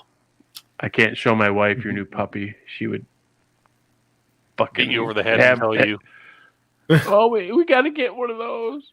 It's like, no, we just got rid of our daughter. We don't need another one. We're not going to fix her. The other dogs are fixed. We're not going to fix her. So if we end up having puppies, we'll let you know. Oh, another cooking show. Yeah, there you go. Killer dog food court. Good for soup. Killer food dog. Killer dog food. So you're going to keep doing those? Fire it back up? I don't know. I want to. It's been tough because I've wanted this video has been. I've been wanting to do this video for like a week and a half. I told Sean I was gonna do it for him, and I've been coming like straight home, and because Macy's getting insulin twice a day now since she had that issue and we had to take her into the vet. They kept her overnight. So before I was just doing insulin once in the morning or once during the day before I left for work. I'd get up, feed him breakfast. Well, it was morning, like mid-morning or whatever. I'd feed him breakfast and then I'd go to work and that was it. And now we got to do it twice a day. So, and it's been pretty rough the last 2 weeks because she's starting to get real sore. And before doing it once a day, she was really good. She might wince a little bit or, once a month or twice a month, she would give out a little bit of a yelp if I hit like a sore spot. And now it's every time we do it twice a day, she's like yelping and crying. Where do you got to hit her at? Like in the thigh or? In the scruff of the neck, we're trying to do it. Oh, gotcha. The wife said that we can do it in her thigh, but I've never done that. So we're gonna maybe have to start doing that. You have to change, spots, locations. Yeah. You keep picking on the same area. The area gets kind of tough, and then you hit a nerve sometimes, and that's what gives them the pain. Yeah. So like after work, I've just been coming straight home because she's due to eat and have her medicine and stuff. So, for me to stay at work for another hour and a half or something and do the video, that's why I did it. I really wasn't planning to do it at home. I've had this stuff to do it for like a week and a half. And I was like, you know what? I'm just going to friggin' knock it out here and be done with it. So, it turned out okay. The video turned out okay. But if it was anything bigger, I just don't have a good amount of space like I do at the restaurant to set up the camera and all that stuff and have everything spread out nice. And So I'd like to. It's just it's been kind of put a speed bump in front of it, you know. Hey, Black Cat, what's Cat. He's up early. Yeah, that he reminds me. You must have to pee. Yeah. Black Old Cat, that man reminds corn. me. Hey, Black Cat. I'm gonna try and find who was doing recording at the rally on Tuesday, because there were some really awesome speakers. There were some people that did some really, really good speeches, and they had cameras in front there the whole time. A couple of different camera people. I'm just not sure who they were. And again, like I'm kind of stupid for not doing it. I just walked past them and left at the end of the rally. I should have stopped and asked them who they were and where the footage can be seen, you know? I just didn't even think about it until it was too late.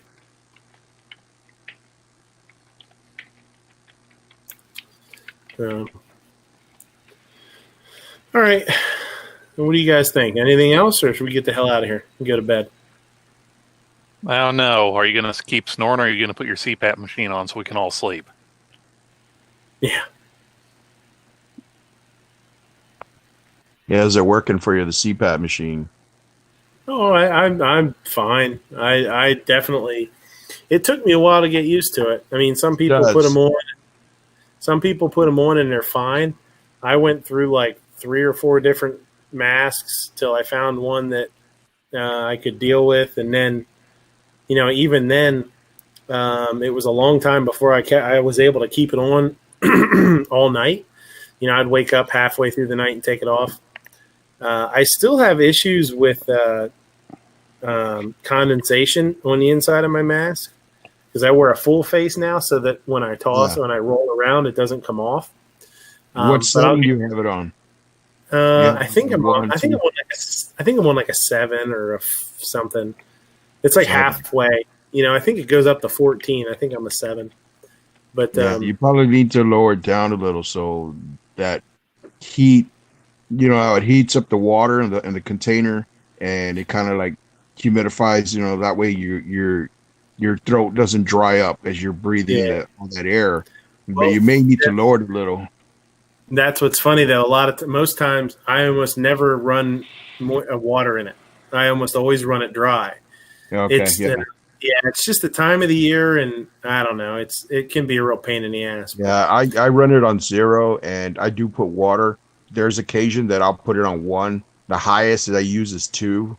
But you know, like my first year of using that, I would wake up in the middle of the night with a mask right next to me, you know, and you'd be hearing the air, you know, and I'll be like, how did I take it off? You know, I put it back on. It takes time to get used to it, you know. And after a while, you just start sleeping better, and you start, you know, and you're driving or wherever you're at, you stop doing this, you know, unless you're tired, you know, but you know, it really helps. It's funny because when I first got it, they automatically try to get you to wear some of the new kind of masks that are just nasal pillows or just nose or just this, that. And I just had a hell of a time, man. I till I finally went to something old school and just went to the nose and mouth, and I've been pretty good since.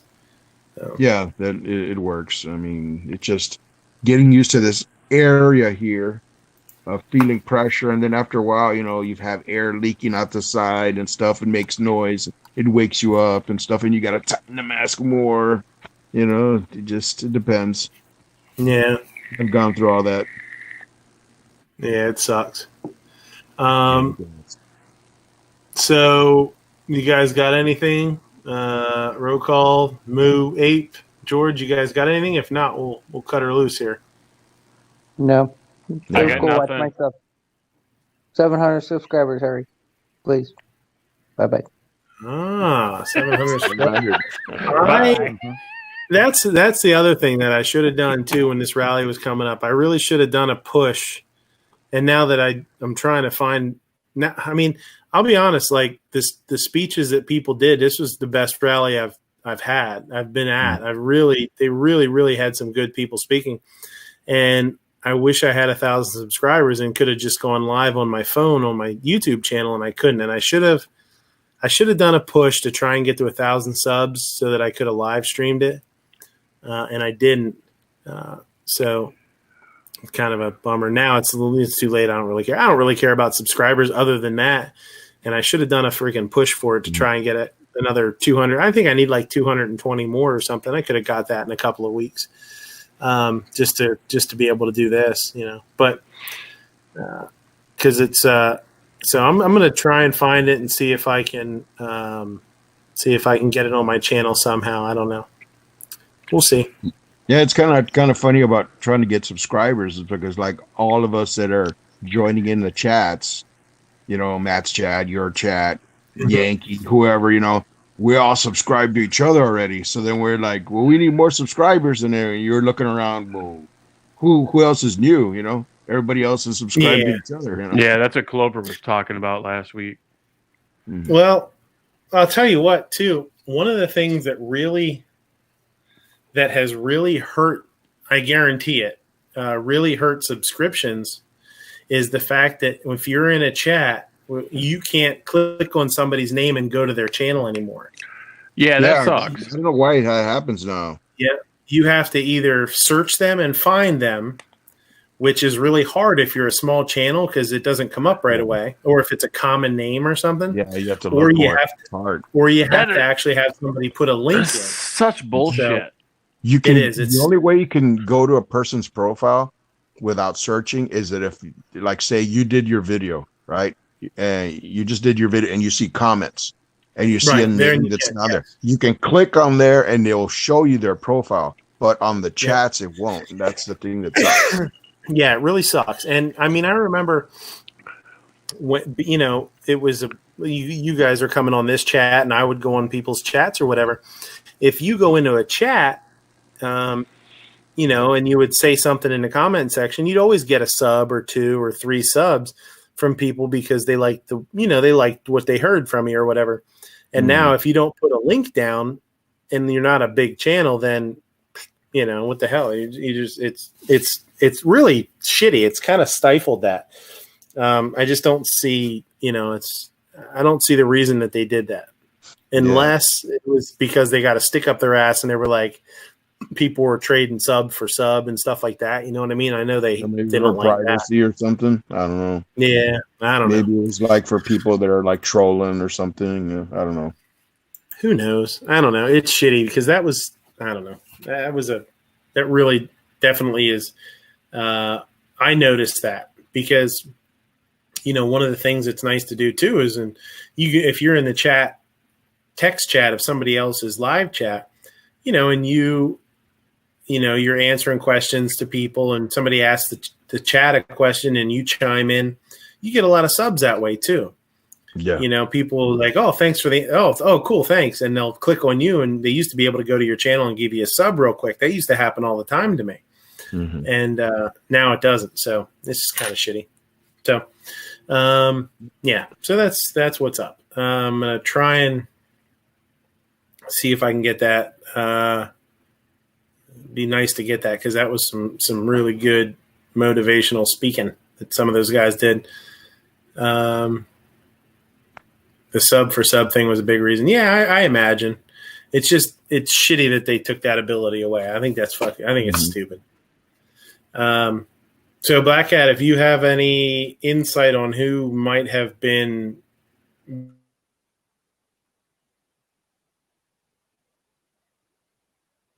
You freeze again, or was that me? Got him. They got him. No. Got him. He's talking about YouTube policy and shit. Mm-hmm. Son of The a bitch. algorithm got him. We are in the Matrix. Look, I know that, you know that, but let's not try and scare the plebs. All right? Pleb. Plebby. It's hard enough selling this diet beef soda stuff to people without them worrying about whether or not they're existing in or outside of a simulation.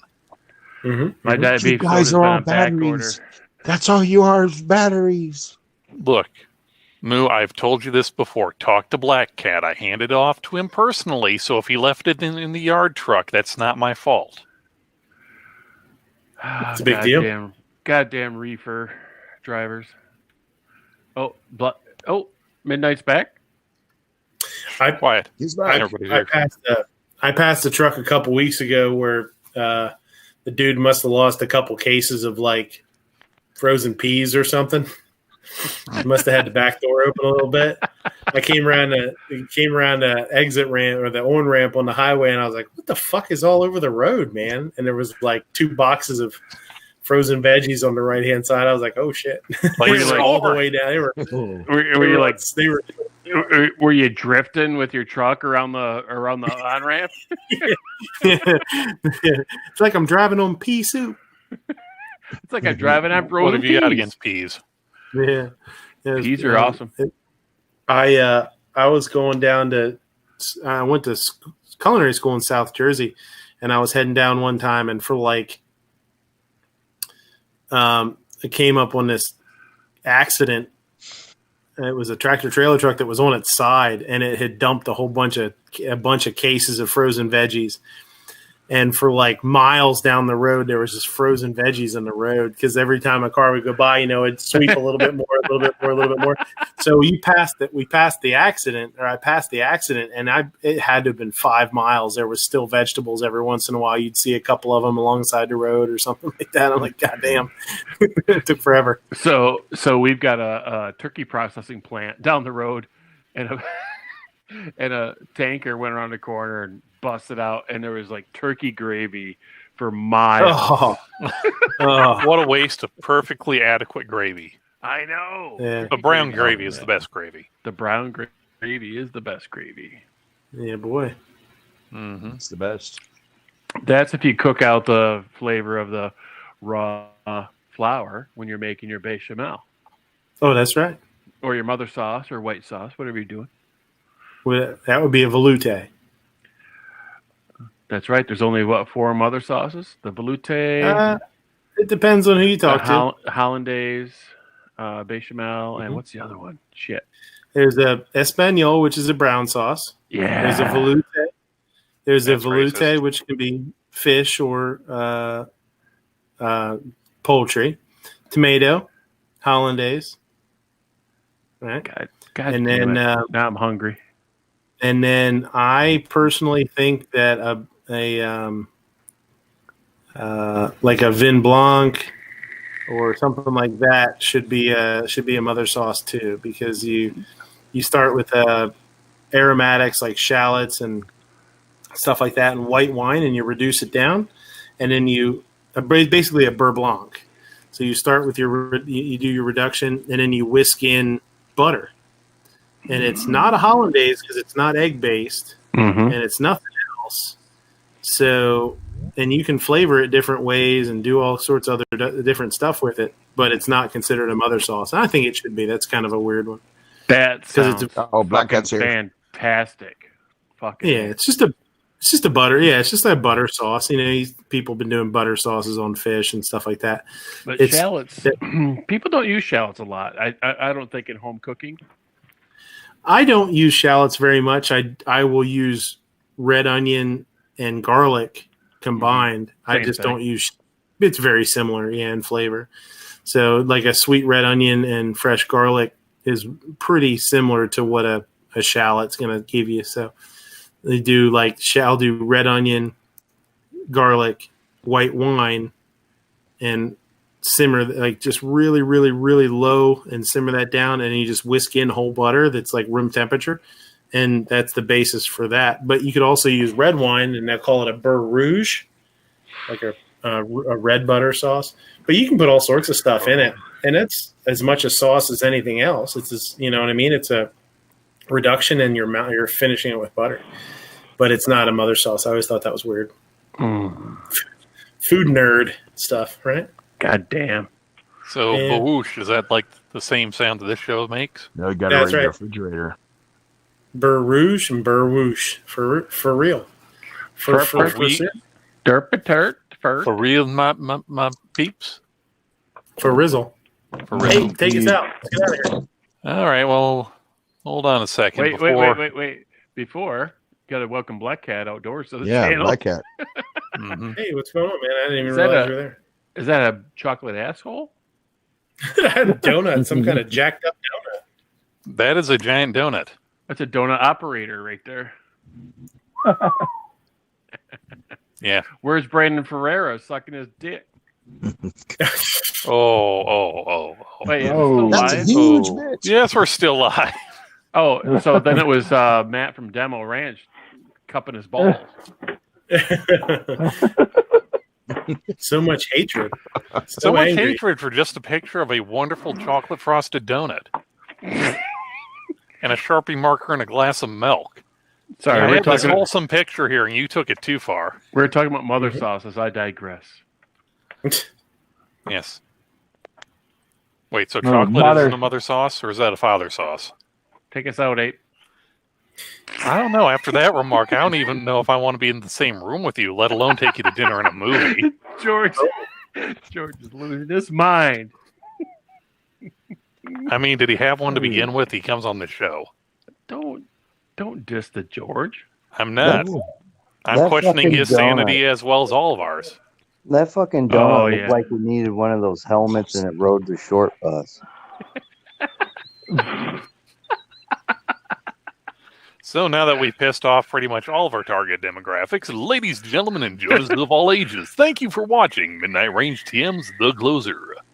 This concludes our regular program. You can be thankful for that or sad. You do you, boo. But we'll be back later with even more wild shenanigans. Gun Channel's community Monday night programming. At 5 p.m. Eastern, it's Hasty Headlines with Never Enough Ammo. Hopefully. He's at a new place. At 7 p.m. Eastern, it's the Polite Society Podcast on Facebook. At 8 p.m. Eastern, it's Clover Tax MOA Monday, now back on YouTube. And occasionally Hawaii Volcano Squad's Locked and Loaded, yada, yada, yada. At 9 p.m. Eastern, it's Never Enough Ammo, a.k.a. Mr. Matt's Guns and Geek Podcast, The Week in Geek. At 10 p.m., sometimes it's the newly retooled Outlaw Hatfield Show. Take that for whatever you want. And every weeknight at midnight Eastern, it's the Daily Gun Show. Check out GunTube.org as a free and unrestricted Pro2A video platform. If you like what you see, go over to Patreon and help support the platform. For less than the price of a steaming cold cup of rancid regular beef soda, you too can support a video sharing platform that is free from corporate censorship. For Cooling You Need 2A swag, head over to gearwebsites.com. Once again, for Cooling You Need 2A swag, like pretty much any patch you see on this panel here, except for that Ghost Tactical patch, go over to gearwebsites.com. And remember, hot dog is a sandwich, Slim Jim is candy, and keep your guns Earled and your chambers loaded, if you can find ammo. Earled. My name is Earled. They call me Earled. And Midnight's just got Keep them all earled up, nice and greasy. That look on his face, like, what the hell? End it. Oh, no. No. That deer in the headlights look. I was just texting the wife if she needs me to bring her a drink or something. I will see you guys next week. Thanks for watching. Take it easy. See you later. Bye. Peace. Peace.